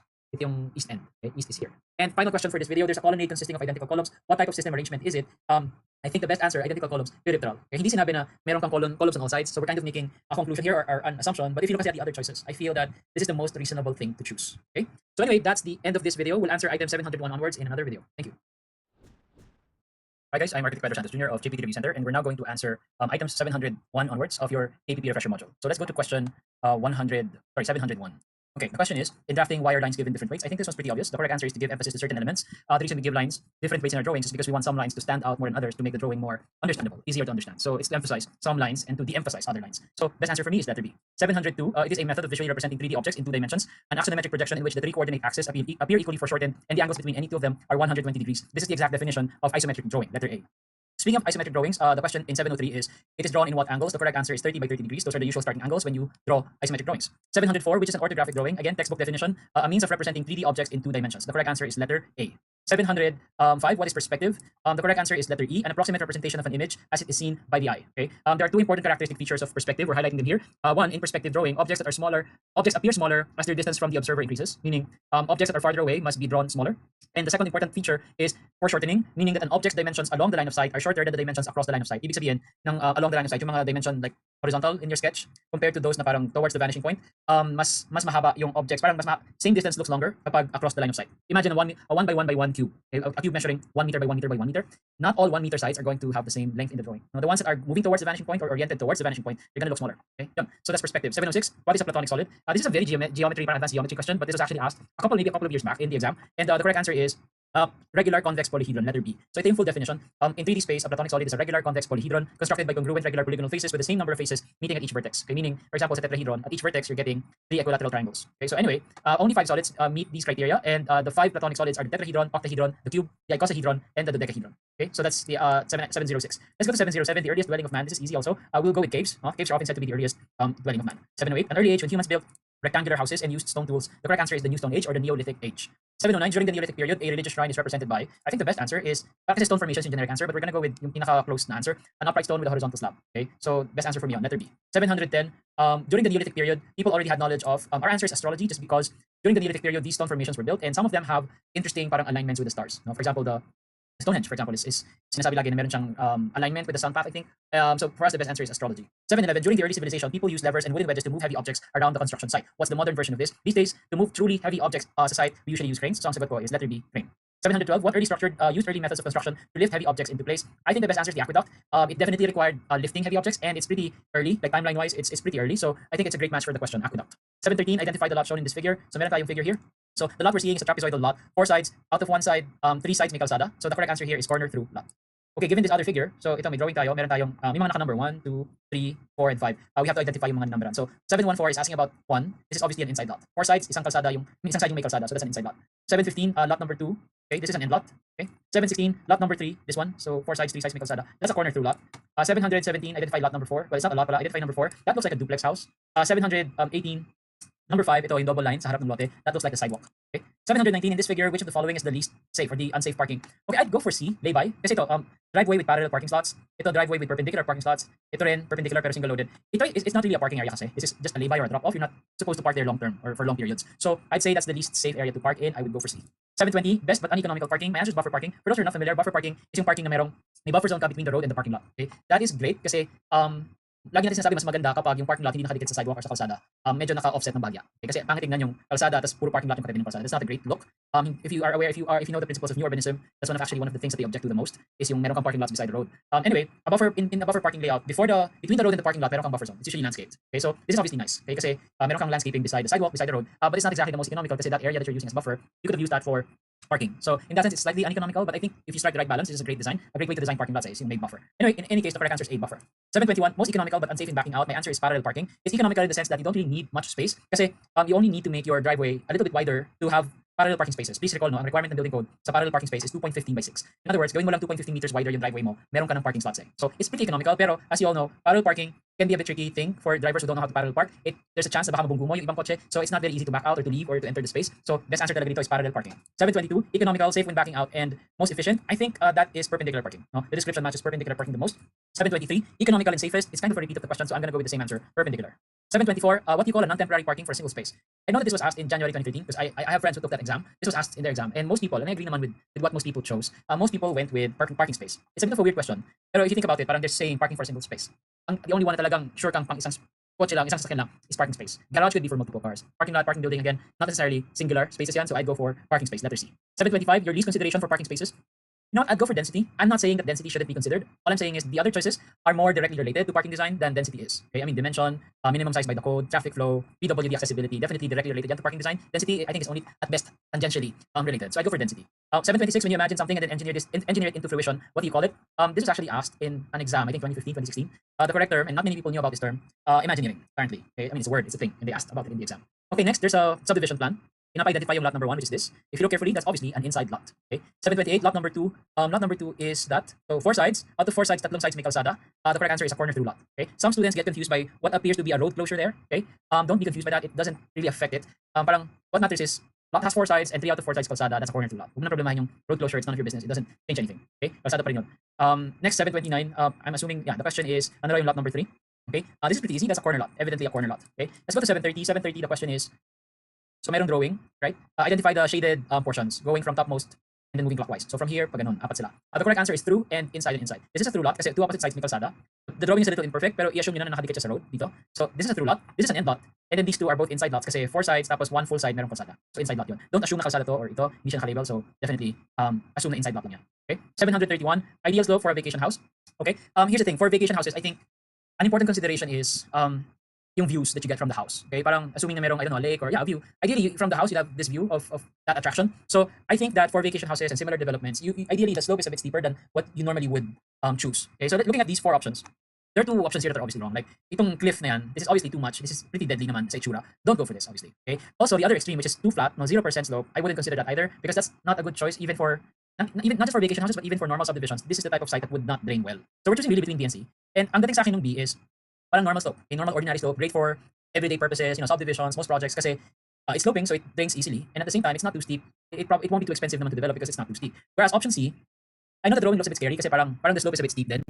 Pero when you compare it kasi with this, parang ang implication in my opinion is this is steep but manageable compared to this na steep pero too much. So for that reason, I take that this is parang ang message dito is steeper than usual but manageable. Okay? Kasi ito na yung steeper than usual na unmanageable. So for that reason, since we're choosing for vacation houses and views are pretty important, gusto mo na parang ayaw mo yung ganyan magkakatapat sila and parang nabablock ng isang bahay yung kabilang bahay. Mas maganda yung ganito, parang they all have a direct view of whatever attraction there is. So I'd go for C in this option. I mean in this question. 732. Important feature on site that should be considered by the developer on housing project to attract the client. I think the one that could potentially be the most attractive to clients is a small lake in the property. Okay, so I go for small lake. 733. What's the most ideal for a residential resort to develop when facing a lake? Similar question to the other one. No, we're talking about slopes here. I'd probably choose yung slightly steeper than usual. 0 to 2 is flat. That's not gonna drain well. 3 to 5 is slightly sloping, which is great for parang everyday kinds of developments, no, mga subdivision, etc. I think for resorts though, again, para interesting and para maganda yung views mo, you should go steeper than typical. So my answer is 6 to 15. I will say that 15 is borderline unbuildable already. You probably should stick to the lower end of this range, 6 to 9, 6 to 10% probably. 15 might be a bit too much, but either way, I think D is the best. It's sloping to give you good views, pero hindi naman siya cliff slope, which is hazardous. 734, the most expensive to develop plumbing wise. Kapag ganito, you definitely have to choose one of two extremes, either the flattest or the steepest. In this case, I favored yung steepest. I just imagine that it would be so much more difficult to build there, and pag nagkataon pa na yung property mo is located beneath or lower than the road, it's gonna be tricky to drain. No, you probably would have to buy pumps and all of that. So I think that parang both of them kasi can be expensive to develop, but I think that a steeper slope would have, it has a greater potential to be expensive than a perfectly flat slope. Flat is difficult to say. It doesn't drain. That's the problem. Pero I just think that there's a higher possibility that this will be really expensive. So I'd go for D. Kung hindi D, I'd probably chosen A. I probably would have chosen A. 735 for lakeside development. What is the least desired? The thing about here, pag sinabing lakeside, in my opinion, is there's probably a good view of the lake. Okay, so on one hand, you want to of course shield the house from the heat of the sun, but on the other hand, you also want to preserve this view of the lake that you have. So how do you do that? How do you strike that balance where shaded yung bahay pero hindi mo na ruin yung view? For that reason, I think the least desirable parang solution here is sunbreakers. Kasi pag sinabing sunbreakers, ang implication parang brisole, baffles, mga ganyan. And I think those tend to block the view outside your window. I'm not saying you shouldn't do sun shading. I'm saying maybe you should look to different options. No, I think this is similar to an earlier question in hillside location. Okay, so do sun shading, but do the kind that wouldn't ruin the view that you have. Parang ganun. 736 for a lot with a 4% slope and a depth of 125 meters. The difference in elevation is 5 meters. Okay, 5 meters. Just multiply 125 by 0.04. 737, what type of road is this? If you look carefully actually at the drawing, nandun actually yung salita. It's a cul-de-sac. A cul-de-sac. 713.8. From the figure, what is indicated? So ito, this is still a cul-de-sac. Okay, this is still a cul-de-sac. For those who are confused, cul-de-sac and rotonda. The way that we use those words here in the Philippines especially is we tend to say rotonda kapag intersection configured into a roundabout, and we tend to use the word cul-de-sac for dead ends that are configured as a roundabout. Okay, so kapag ganyan, we probably should choose cul-de-sac. 739 from the given figure, what type of street is this? They don't exactly say like which part of the drawing they're asking about, but I'm assuming they're asking about this curve. Okay, itong arco na to kasi parang it's the most interesting part of the drawing. So ang sagot ko dito is collector road. Why? In most planning books, not the CODA and not BP 220, but in most planning books, they classify roads into 4 types, parang 4 levels in the hierarchy. The smallest roads, the ones that you see like outside your house, most small roads in most places, na may mga bahay and businesses, we call those minor roads or local streets. Okay, those are the lowest in the hierarchy. Above that are what we call collector roads. Collector roads are meant to collect traffic from the local streets or the minor streets and deliver them to the big highways, the arterials. And speaking of arterials yung next level. Okay, I should probably be typing this para madali. Okay, this is item what? 739. So let's go there. Okay, 739. Okay, again, ang hierarchy natin, minor streets or local streets, yung pinakamababa. And then, actually mas madali pala if we start with the highest in the hierarchy. Apat lang naman therefore, no? Pinakamataas hierarchy yung freeway. In the Philippines, we call this expressways. Okay, and then after that, lower in the hierarchy is arterial roads. And then beneath that, we have collector roads. And then pinakamaliit yung minor or local streets. Okay, just natin ng konti yung size. Okay, so ito yung typical hierarchy in most planning books. Okay, so if you look at the sketch, why do I say na collector road siguro yung curve? Kasi ang sinasabi ng karamihan ng references, kapag the minor and local streets, they're often configured in a simple and practical grid. So going by that lang, I think that there's a high chance that the grid roads are minor roads, which then makes this collector, which then makes this arterial. So, and assuming na ito yung tinatanong, which is again just an assumption, then the answer is collector. My answer is collector. Okay, so yeah, letter C. 740, what type of road? So again, we have 2 types. Ito, nag-loop, and then a road leading to it. Clearly, this is more major. Okay, so we have to figure out ano ba to, and then pag alam natin kung ano to, then we can easily tell what this is. This is lower in the hierarchy. So I think na itong looping form na yan usually happens sa expressway or sa freeway. I'm not saying it never happens in arterials, but it happens more often in freeways. So I think it's fairly reasonable to assume na maybe freeway nga ito, and kung freeway nga yan, then this has to be arterial, kasi sa hierarchy natin, arterial yung next. So, ang sagot ko dito is arterial. Okay? An arterial road is a high-capacity urban road whose primary function is to deliver traffic from collector roads to freeways. Okay? So, ang sagot ko is arterial. 741, what's the function of an arterial road? My answer is A, deliver traffic from collectors to freeways. Okay, 742, which type of street has high velocities and high volume of traffic flow? For questions like this, you have to choose yung pinakamataas sa hierarchy, and in the choices, the pinakamataas is arterial. Okay, sorry, arterial, letter A. Kasi the larger the road, the higher the volume of traffic, and the higher the velocity of the vehicles, no, the higher the speed limit. So, yung pinakamataas sa hierarchy, in this case, arterial yung highest. Kung may freeway dyan, I would have chosen freeway, pero wala. 743, what type of street comes from a collector street to an individual property? This is easy, a minor street. Okay, minor street. 744, most effective layout for subdivision lots. I think the best sounding one, parang the most obvious one is letter A, lot lines perpendicular from the street lines. Kasi ang connotation nun is parang lots of maraming inside lots, which is pretty common. 745, part of the road found right after the property line. Walang sidewalks sa choices. Okay, so kung walang sidewalk, there would still probably be a curb. Okay, so I would choose C. 746, ideal slope for a play area. The primary consideration sa play area is safety of the children, not drainage. Okay, so we're going to go with the flattest slope. We're going to choose 1 to 2%. 747, ideal slope of land for economic subdivision relative to draining. Again, you don't want 1 to 2, it's too flat. You want a slightly steeper slope para mag-drain ng maayos yung subdivision para hindi sila binabaha. Best answer for me is 6 to 8%. Okay, 748, which slope does not drain well? Obviously, the flattest slope, 1%. 749, you're asked to erect a 2-story building in Sampaloc. Lot area is 150, 10-meter frontage, slope is 2%. Ang tanong, difference in elevation between the rear and the front portion. The answer is 0.3. You have to figure out how deep the site is. So 150 yung area, divide mo sa 10-meter na frontage, you get 15 meters yung depth ng lot. And then yung 15 meters na yun, multiply mo by 0.02 kasi 2% daw yung slope to get the answer, 0.3. 750 in subdivision planning, what should you avoid? You should probably avoid dead ends. Two possible answers here. Kasi pangit yung dead ends, pangit yung may blind spot because these are dangerous. It's a toss-up between the two, honestly. I could have chosen C as well, but I just thought that dead ends, I think, are a bigger planning mistake than blind spots are. I mean, again, they're bad. They're both bad. But as parang from a planner's point of view, I think a dead end, that you didn't intend to be a dead end, would be a much bigger problem to solve later on than a blind spot. Okay? I mean, a blind spot kasi is parang a misconfiguration lang of the road. Pero a dead end, I think, is a planning mistake talaga. So, B, dead end yung sagot ko. Okay? 751, a piece of land that's unsightly, dilapidated, and depreciates land value. Blighted is the best word for this. 752, bedrooms are usually in the north kasi yun yung malamig. 753, a topo map is letter A, a type of map that represents relief, usually using contour lines. Relief means ano yung nakalubog, ano yung nakaangat, yun yung relief. And a contour map indicates or shows that using contour lines. Okay? 754, best location for a restaurant or vacation house. I hope you have taken the time to study the different options. We think that the best option is 4, this one, because slope-wise, it's not that different from the others, okay? And it doesn't look too steep naman because the lines are not too close. But the clincher, the determining factor talaga for us is the view of the lake. The view of the lake is towards here, so we think it's a great location for a vacation house or a restaurant. 755, best height for a firewall. Honestly, I just chose the tallest because one, sobrang baba ng iba, like OA. And two, please recall na in the building code, meron tayong required extensions ng firewall above the roof. And if your firewall is too short, you might not be able to meet that required extension. So I'd go for 3.2, okay? 756, what's considered the most legal? Honestly, I just cannot think of anything wrong with the Zocalo wall, so I'd go for Zocalo wall. I'm not saying the others are definitely illegal, but they may be allowed, but they also may not be allowed depending on the circumstances. So, whereas in Zocalo wall, I don't think that the building code would ever prohibit that.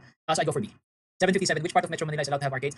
FYI, many of these have arcaded areas, allowed to have arcaded areas, pero the one that stands out as talagang arcaded is Recto. So I'd go for that. Again, parang multiple valid answers, but the one that talagang stand out arcaded is Recto. So I'd go for Recto. 758, who determines if a place shall be arcaded or not? This is simple. The building code is pretty clear in Rule 8. They say that it's the local planning authority who will decide. So the correct answer is local planning authority. Nasa Rule 8, yan, ng building code. 759, what would you recommend to use as a traffic separator below arcades? I think the best option is planting strips. A lot of these are parang okay din naman, pero planting strips kasi implies vegetation, so may landscaping, which would be great. So kung kaya namang may halaman, why not? I'd go for that. Okay. 760. So we have a plan of a subdivision. The first question isn't really related to the plan, it's more of a general question. The question is, how do you describe the lots near the road? Okay. Some of these are obviously incorrect. Like for example, letter E, lots near the road should always be low density. That's not necessarily always true. I wouldn't choose that. Letter D, lots near the road should be strictly used for residential lang daw. Again, I don't think that's correct. I don't think that's true. I cannot choose that. Regular lots near the road are undesirable. I don't understand that. Like, why would they be undesirable? I don't think you can choose any of these. So between A and B though, ang nakalagay sa A, regular lots near the road are more expensive. Sabi naman ng B, regular lots near the road are more expensive. So they're both near the road, pero yung isa regular, yung isa irregular. Alin daw ang more expensive? I think this is easy to answer. You should choose A. Okay? Kasi pag irregular lot, parang if anything, the fact that the lot is irregular would probably make it cheaper because irregular lots, lots na medyo weird yung shape, they tend to be difficult to sell. You have to find parang the right buyer for that, and lots that are difficult to sell tend to fetch lower prices than lots that are very easy to sell, obviously. Right? So I would go for A. No? Regular lots near the road are more expensive. 761, identify the cul-de-sac. Please look at the drawing carefully na lang, but the cul-de-sac is here. So the correct answer is between block 7 and 23. So ayun yung cul-de-sac, and in block 7, in block 23. Okay, next question. Which lot, 762, identify the biggest lot. Again, I hope that you had the time to look at the plan carefully, pero ito yung biggest lots. The correct answer is big lots across block 22, letter A. Okay. Next question, which lot has the least privacy? This was asked in January 2013 as well. The best answer, least privacy, are the lots that are close to the subdivision gate kasi bungad na bungad sila. And parang exposed sila sa kahit na sinong papasok sa subdivision. Now, those lots are usually the ones na medyo mataas siguro dapat yung bakod, no? Kasi nga bungad na bungad sila sa subdivision. 764, which lot has the most privacy? Based on the choices in the exam in January 2013, most people agreed that the best answer is along the typical regular lot. The typical lot hindi sa bungad, hindi sa likod ng subdivision. Typical lang, pero a bit longer, a bit deeper than usual, allowing you to place the house deeper into the lot or a little bit farther away from the street to give the house more privacy. So best answer is letter A. 765, most expensive. We think that block 13 is more expensive. Yeah, block 13 ito yun. Okay. Why? Two reasons. One, they're closer to the green spaces, which makes them parang nice locations. And two, if you look at the cuts ng front portion of block 13, those cuts are larger than usual, which indicates that they're probably going to be sold to more affluent buyers. Okay. Kasi larger cuts tend to be parang the people who can afford to buy larger cuts are the ones na medyo mapera. Okay. And knowing that that's the market, they would probably price those lots higher per square meter compared to the others. Okay. So I would say block 13 is probably the most expensive. 766, least valuable. For me, the least valuable is probably block 21 ito. Okay? FYI, ito yung road, ito yung gate, and then ito yung block 21. It's so far from the gate. I feel like most people would not want to buy there. The only way you could probably sell this is if you price them super low. And even then, even if you price them low, I think it still would be a tough sell because there are other options. There's so many other options. If you're looking for a smaller lot, marami kang options. If you can afford to not live here, you probably wouldn't want to. So that would be probably the least valuable. Mahirap taasan yung price niyan kasi no one wants to buy it. Okay? 767, hardest to sell. My answer is the same. Okay? Hardest to sell yan. You probably have to price this really low for you to be able to sell this just because it's so inconveniently far from the gate. 768. So there's a discussion on carbon footprint. The question is, which has the least embodied energy? Among the choices, the correct answer is concrete. FYI, merong mga table that you can easily find online. Table ng mga embodied energy of common building materials. And if you look at the table, out of the 4 choices, concrete actually has a lower embodied energy compared to the other choices. Plywood, PVC, etc. are a bit higher on the list. So the correct answer is concrete. Number 769, which is a renewable resource. Pag sinabi renewable, ibig sabihin hindi siya necessarily nauubos, kayang i-renew. No? The correct answer is biomass. Okay? For those who are not familiar with the term, biomass is energy that you obtain from burning wood, pagsusunog ng kahoy, and other organic matter. Okay, this is classified as renewable by the EU and the UN because you can plant trees to replenish the wood that you're burning. Whereas the others talaga non-renewable because we will eventually run out of fossil fuel, coal, natural gas. These are all finite resources that we're eventually going to run out of. Whereas biomass nga, if we plant enough trees, we can replenish yung resource niyan. And finally, the last question: the most widely used and recognized rating system devised to evaluate the environmental performance of a building. If we're just talking most widely used like in the world, definitely LEED. Okay, and I'm just flashing this for those who don't remember what LEED stands for: Leadership in Energy and Environmental Design. It was formulated by the U.S. Green Building Council. Okay, so the correct answer is letter A, the LEED. Okay, I think it's the final question. Okay, so that's the end of this module. Thank you.